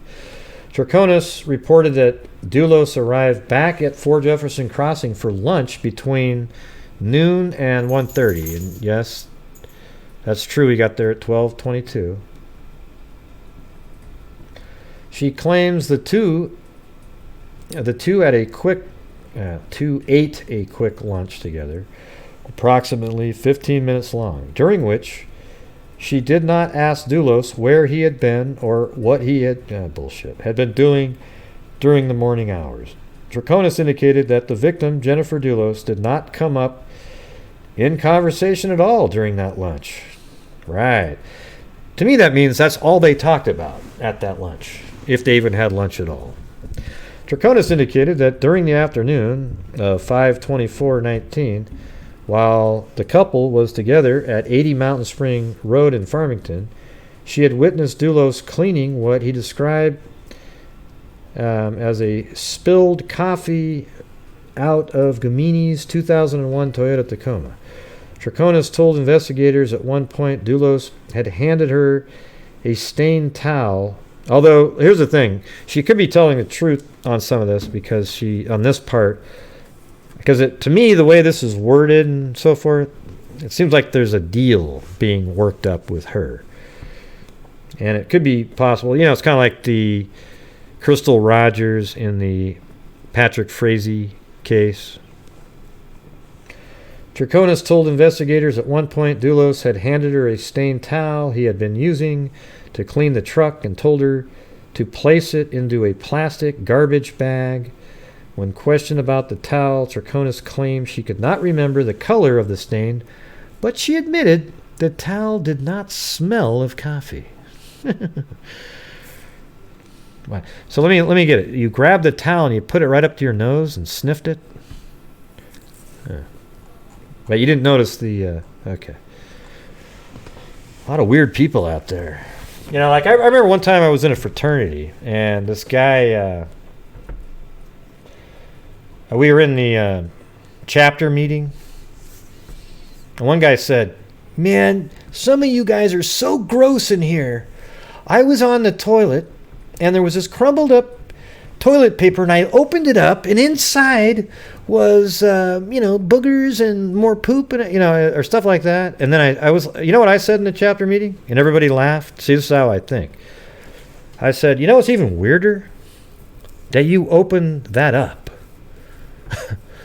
I mean, who in the hell goes into a bathroom, gets crumbled up toilet paper near a toilet, and then actually opens it up to look what's in it? Okay? You are a nut job. And everybody laughed, and that shit was over. That guy, But you got to admit, though, isn't that a little bit weird? Who looks into that? All right, I got to get you guys a couple laughs in tonight, right? I mean, it's been a little bit grim here. Yeah, we're in this chapter meeting. It's all serious, and he busts out, "Oh my God, you guys are so gross. There was this toilet paper crumbled up, and I opened it up, and man, I couldn't even hear anymore after that. It was like, what are you doing? I wouldn't even touch that thing. I mean, let the whoever cleans in there." All right. Okay. Anyways, investigators asked Troconis. I think this, that thing I just brought up fits these two characters pretty well, don't you think? Investigators asked Troconis how she had ended up with the keys to the Toyota in her possession. She provided a variety of answers before finally stating, "So then I took the keys. Okay? I took the damn things. All right." When asked why she took the keys, after a short pause, Troconis responded, "There is no reason why I took the keys. I took the keys and I left."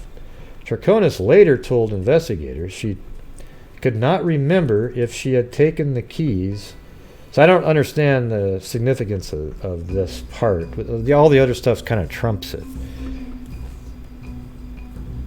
Maybe they're about to explain that.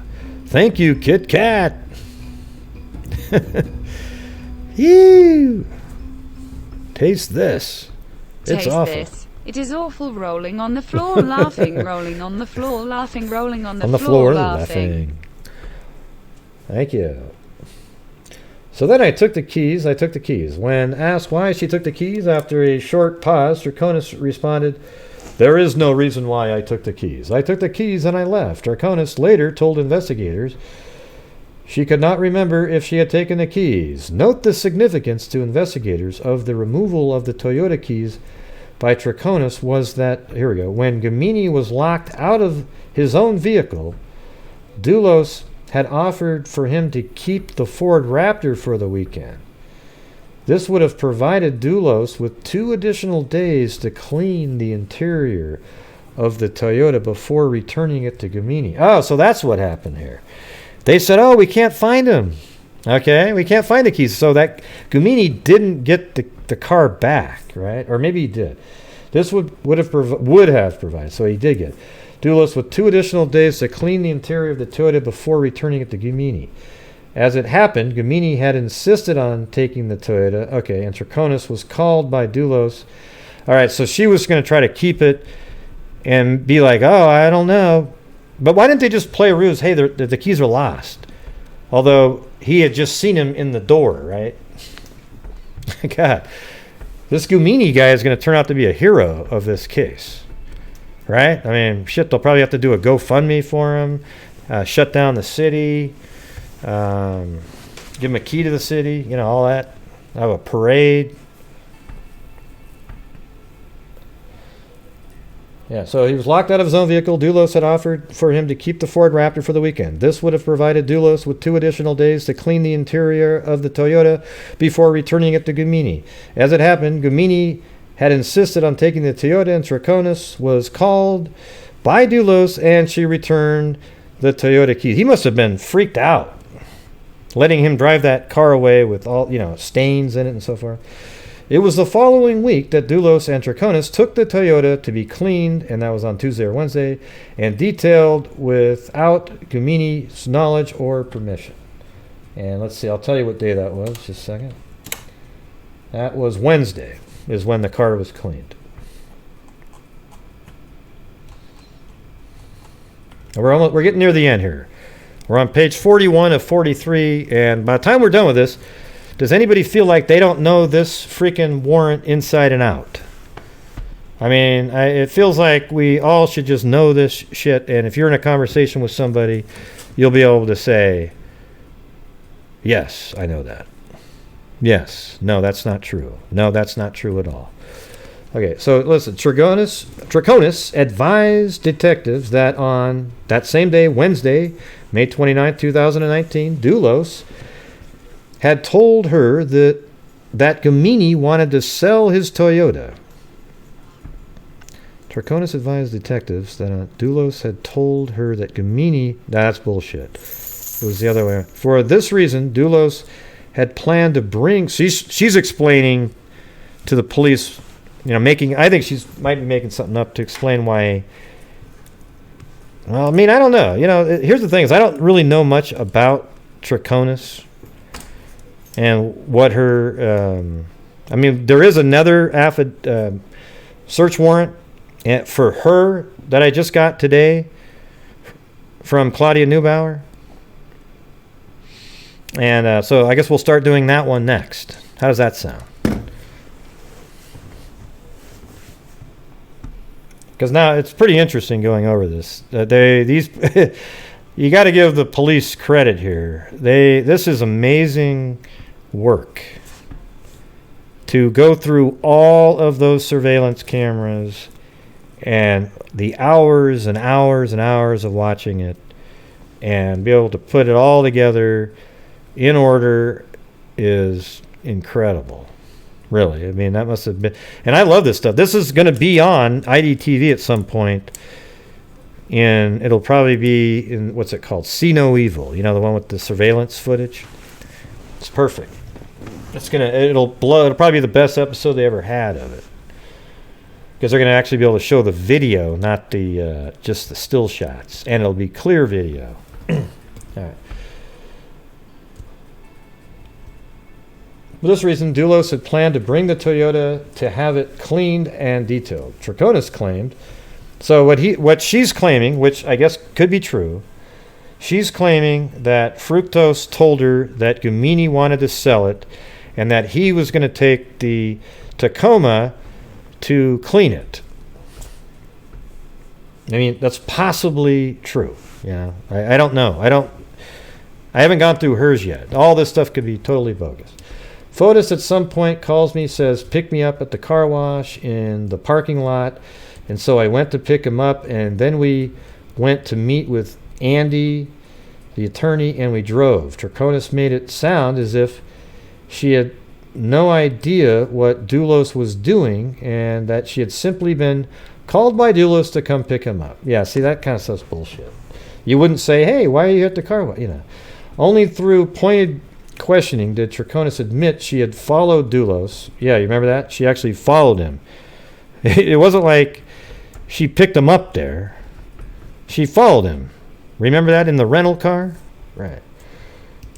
Only through pointed questioning did Troconis admit she had followed Dulos to Russell Speeder's car wash in Avon, where she waited in the parking lot for him to emerge from the lobby where the two drove to Westport to meet with Attorney Bauman.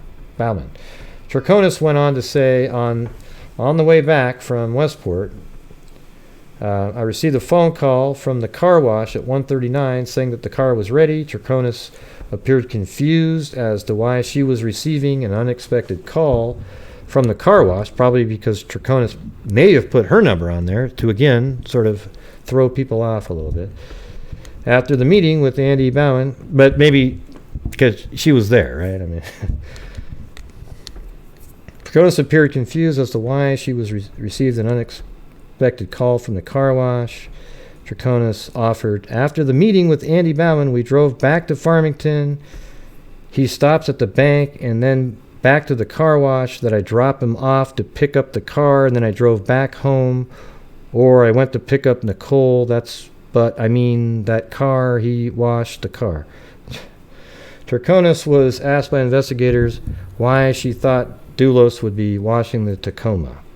Her reply was, well, obviously all the evidence says because you showed me the picture of the blood in the door, it's because the body of Jennifer at some point was in there. I think it's more likely that he had blood on him and her body. I don't think he put her body in the passenger seat. That would be absolutely idiotic, wouldn't it? All right. So what are we at here? This is page 42 of 43. Investigators showed Troconis screenshots taken on the same day as the car wash from a video surveillance system at the People's Bank. That's the one we saw earlier. The photo shows a female in a dark SUV. A male and a female in a dark SUV making an ATM transaction. So that means they were together at the time because the Tacoma was being detailed. Troconis identifies herself in the passenger seat of the vehicle and Dulos as the operator as he completes an ATM transaction. Investigators questioned Troconis again after her activities the afternoon of 5/24 at 80 Mountain Spring Road. Troconis indicated she was handed a paper towel by Dulos, who was in the process of cleaning a coffee spill in the Tacoma, the Tacoma. Troconis reported placing the paper towel in one of the black bags, apparently referring to the plastic bags which she told investigators she brought to 80 Mountain Spring Road. So she brought the plastic bags that, I think she knew what was going on, and I think she played a big role in all this. I don't know if police are sort of cutting a little deal, but not a good one, not a great one, because they think she's like just as, really involved in this. Maybe not the actual murderer, but an accomplice, felony murder type thing.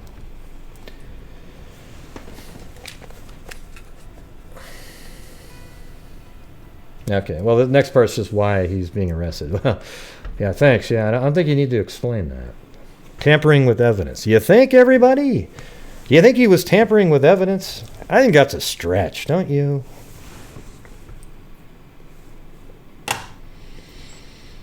All right. Well, anyways, I think that's about it for the Dulos for tonight. But I think everybody out there that's watching this has a much better understanding of the case. And if you came here late, you'll have to go watch it, because I went over all of the surveillance and all the positioning, where the cameras were, the timing of everything.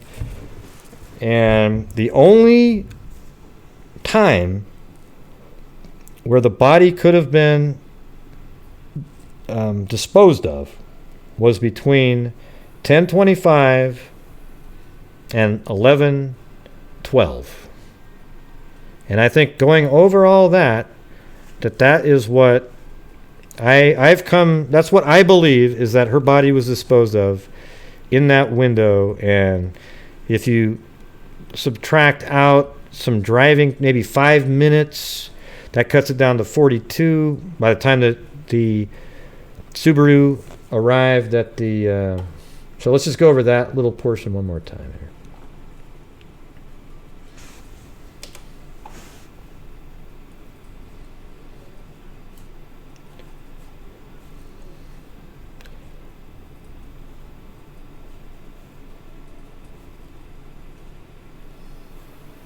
I'm going to hide this. Right, so the Tacoma was parked here, but it could have been there a long time, up to 30, 35, 40 minutes, even before this first truck drove by and filmed it out the folded door. Then this truck filmed it again this bus filmed it at 7:57. Right, but the key stuff here, though, is right here. Fructose, police believe, was maybe hiding, laying in wait at the house. Jennifer goes into the garage at 8:06 probably. She was caught on 8:05 right here driving by. So maybe another minute. You come up here, 8:06 goes into the garage. Fructose comes behind here, follows her inside as the garage door is open. Then the garage door shuts. She probably didn't even see him. Probably went down really low. How many people actually look in their rearview mirrors as they pull into the garage? You don't. You just see how far you've driven, stopped, and you get the hell out of your vehicle. So he goes in there. He kills her, cleans up the entire garage. He thinks he does. He does leave some stains in there. And he does this for 2 hours and 20 minutes or so. And then he puts her body into the Suburban. And then it leaves the house at 10:25, right? And then they do say that Jennifer's phone pings on this road right here just after that. So let's say it took 5 minutes to get from here to right here again. So now we're down to 42 minutes. Then you'd have to be able to find a time where nobody was around, and then you move her body to the pickup truck, but leave the Suburban parked there. So the two options is that he drove the Suburban to dump the body, or the pickup truck. I think it'd be really dumb to be driving around Jennifer's vehicle with his face in it. So I think there was a transfer here, perhaps, and that's why her blood is, some of the blood could be from the killing or whatever. It's hard to say how the blood got into the vehicle. It's from killing her, but is it part on his body from blood spatter, or was her body placed somewhere where blood was able to get in there? I don't know. But I think that her body was transferred to the pickup truck by, let's say, no later than 10:35. Then the car maybe drove this way. We don't really know. Came down. I don't know if you can take a right here, and then makes its way back out on the freeway, and then goes way out here somewhere, dumps her body, who knows, gets back into the area after 20 minutes it's gone, then 20 minutes back, leaves some time for dumping the body. I'm sure that was all planned in advance. I wouldn't be shocked at all if he found this perfect little place to put her, knowing exactly what the timing, maybe there was a garbage dumper, something like that somewhere. And then at 11:12, he's driving right by here again in that pickup truck. And the reason he's here, it's not because he was right there and it's just so close. It's just because that's how he gets home. He might have been, like, look at on here, there's no stops where there'd be surveillance cameras filming the road, right? So he's driving probably on 15 like this, and just kind of goes by like this and happens to be filmed there again at 11:12. So that's my opinion on that, all right? There you go. That is where her body was hidden during that 47-minute gap. I have no doubt about it.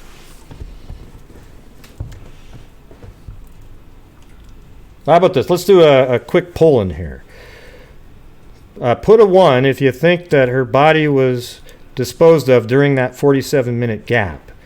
And then if you don't say 1, type in where the gap is that it could have happened.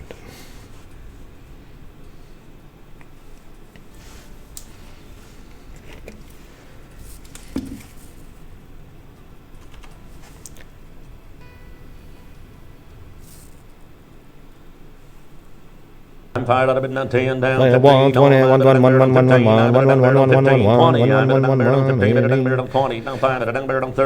like button, hit the like button, hit the like button, hit the like button, hit the like button, hit the like button, hit the like button, hit the like button, hit the like button, hit the like button. 30, now 5, I'm 35.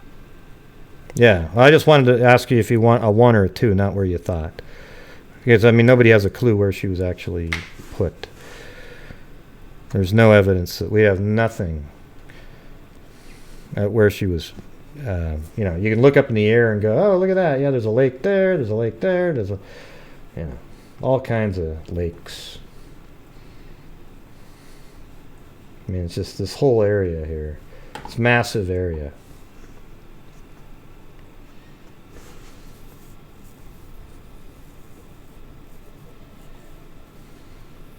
Yeah. All right, everybody. Well, that's going to be it for this portion. I don't even remember what the hell it was. Oh, yeah. Something I was going to talk about just for a minute.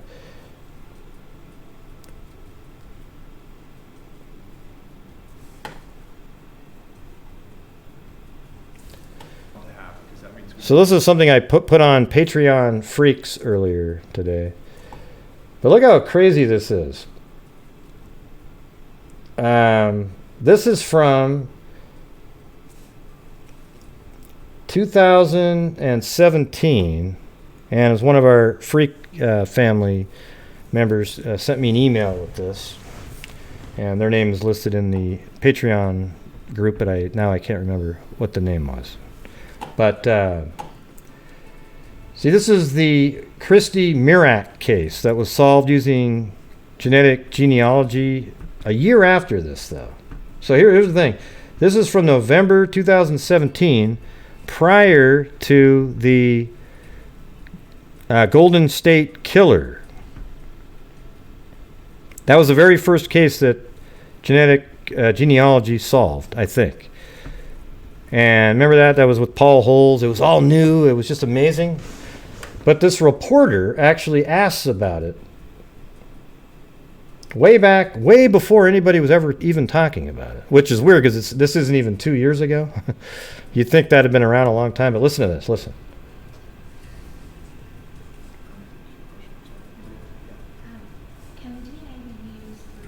Oh, that's so quiet. Hold on. Let me boost it up.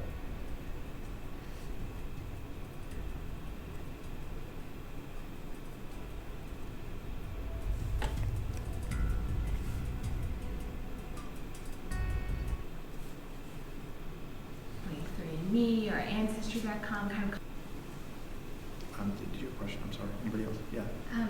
Can DNA be used through resources like 23andMe or Ancestry.com, kind of common ways that people use to try to find relatives? Is there any way that DNA can be used to... He doesn't even know what the hell she's talking about. Look at her. Look at him. It's in our data banks already. We have the crime data banks that we didn't. I don't know about the Ancestry.com. I mean, I'm aware of the TV commercials that I see, but that's all I really know. We have the, I guess I'm not sure I understand the question. We have the ancestry breakdown that they've given, which is I think what you get from sort of Ancestry. No. .com. It's a similar type thing. You may be getting into some of the science of it that I'm not going to be the guy to explain to you, but I'm sorry, I may not have understood your question. Well, and I was asking more for so aside from looking at criminals and the matching the DNA there, are there any other places where you can put the DNA and try to find a match? These databases actually can tell you relatives of people based on... I think right there he was like, whoa. Okay. Okay, Jesus. It's so amazing. This is like Well, you know what? It's something that I hadn't thought of, and I appreciate the question, and we'll look at it. I mean, again, I said early on, I'm not a scientist, and I don't do this. If there's some other thing that we can put this into that will help us solve it, then we'll do it. So that was a good answer. I like that. That's great. And that's the idea of this conference and getting the message out is we need help. Whether it's a suggestion. See, I like that part. Even though he sounded clueless, he literally, at the end, this is the same guy that was in the case we just covered the other day. Hell, I can't remember. It's the one that Morph covered a lot. I can't remember the name right off the top of my head, but it's amazing though, right? This lady brought up the question, and they've been using that ever since. This is what they've been doing. And it doesn't even sound like she knew about it. She was just asking. A creative thought she had. Because it wasn't even out there in the public. So there you go. Isn't that amazing? Yeah.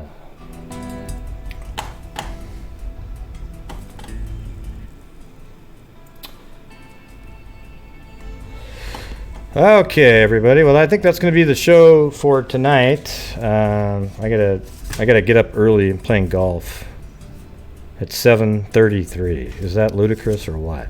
Jesus. And it's going to be raining. What a joke. But got to do it, you know. So anyways, I thank you all for showing up. Let's see.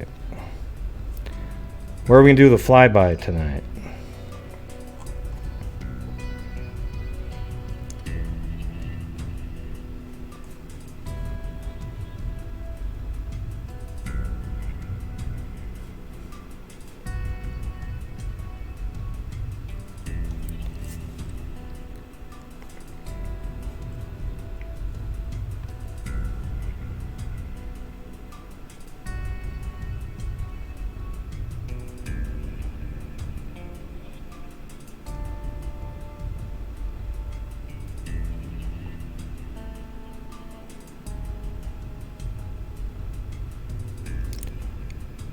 Oh.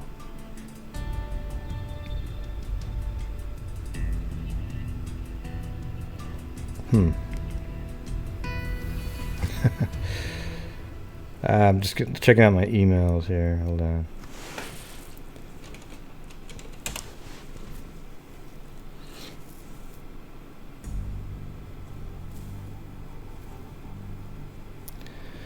All right. Well, thank you guys all for supporting the channel. Basically, you guys are the only things that the monetization part on YouTube ads sucks.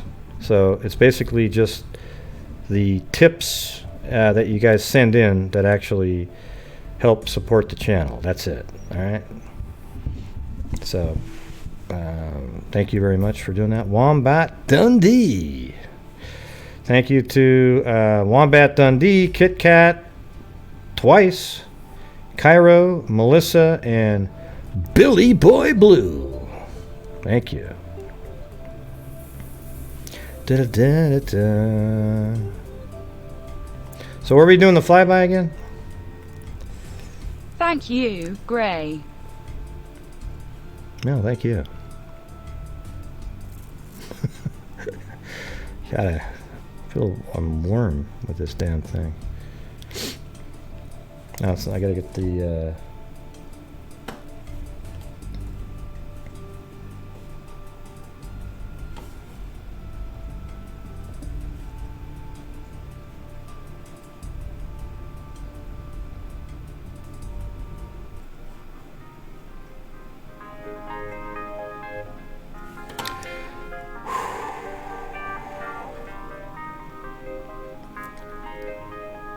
Oh, Trout Creek Mountains. Let's try that one.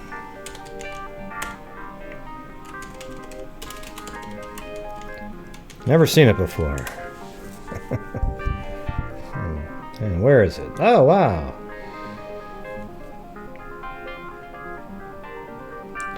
Look at that. It's in Oregon, right next to the...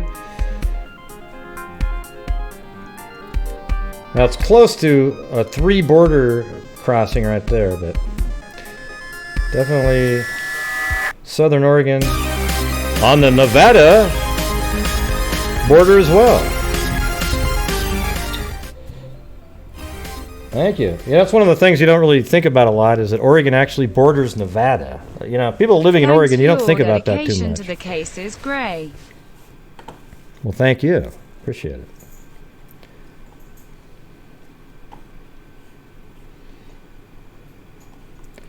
So let me get that turned back on again.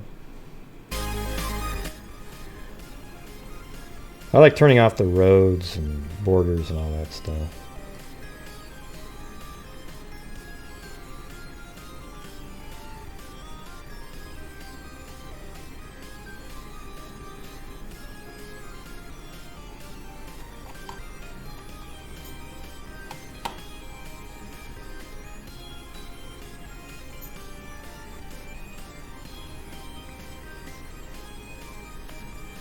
All right, we're just going to travel around out here. Hey, thanks. Woods, Girl, and Kids.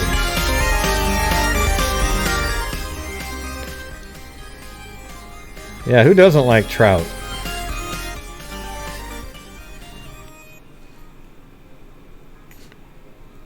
I mean, I know like a lot of fly fishermen don't eat it, but I don't mind keeping it one or something. You know, a couple. It's like if you're out camping and that's kind of what you're eating. And it's a lot of times mainly stockers, though, you know.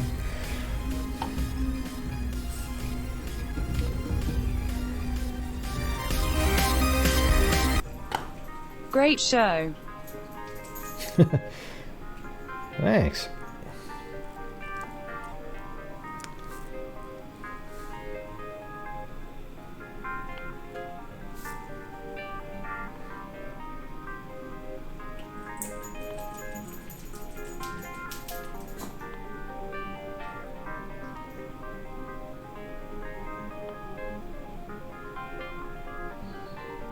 See, this is weird because this is part of Oregon, right? It looks totally different than any other, you know, like where I live. You guys have seen the drone. It looks totally different. Mount Hood area looks different. Central Oregon looks different. This looks like the moon. Not really. It looks really pretty. But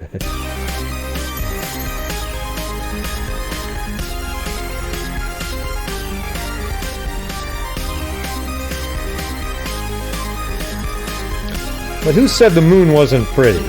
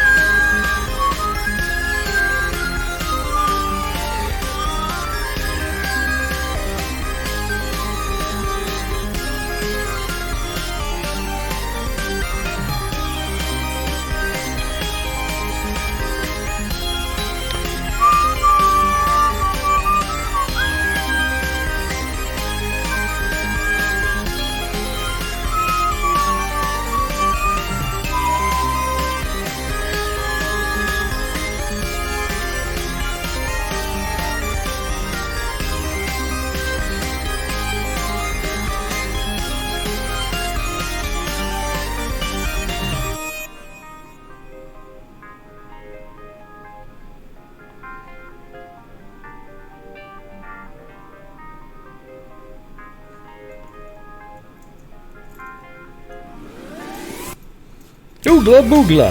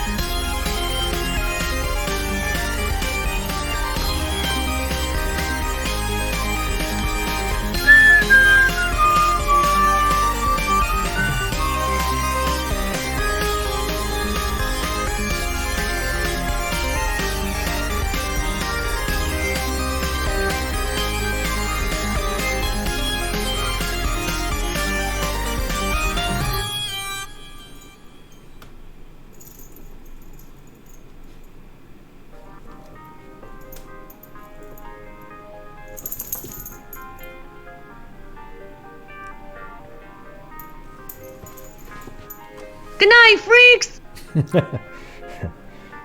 Look at that. Look how clear that is for Google Earth.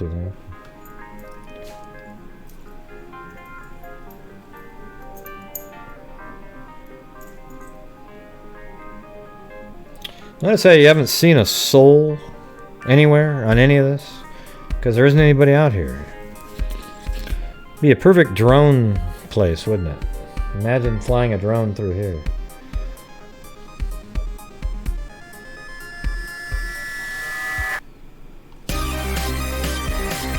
Pretty high, that's a high altitude though. That's almost 5,000 feet right here.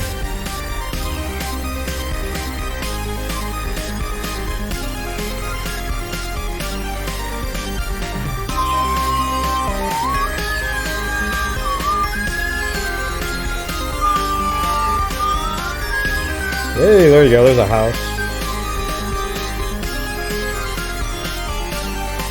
How'd you like to be that guy? What a cool place that would be to live. Man.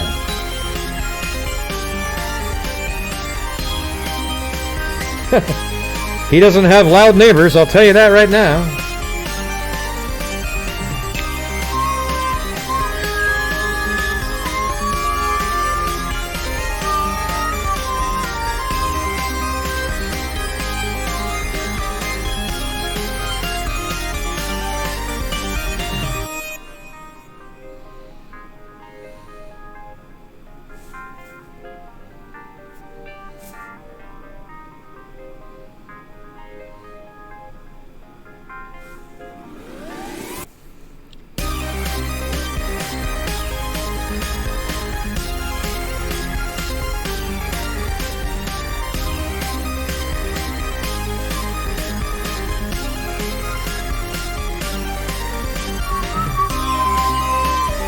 God, it's crazy. I can't get off the ground. It's just so...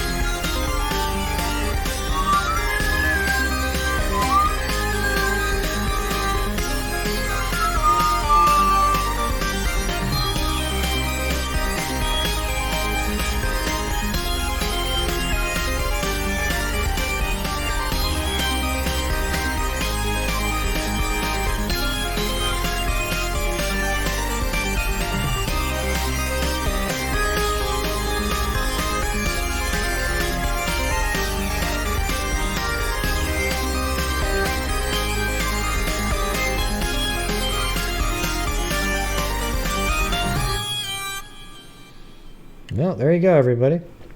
Most of these farms out there are probably just the standard, you need alfalfa growth to not pay taxes on blah, blah, blah, blah. You know, I mean, why would you even grow anything out here, man? Just live out there. You know what I'm saying? Maybe it's legit, though. I'm just throwing it out there as a joke. All right, everybody. Thank you for showing up tonight. I appreciate it. I've sunk down in my seat, as you can tell. It's going to get lower and lower as it goes.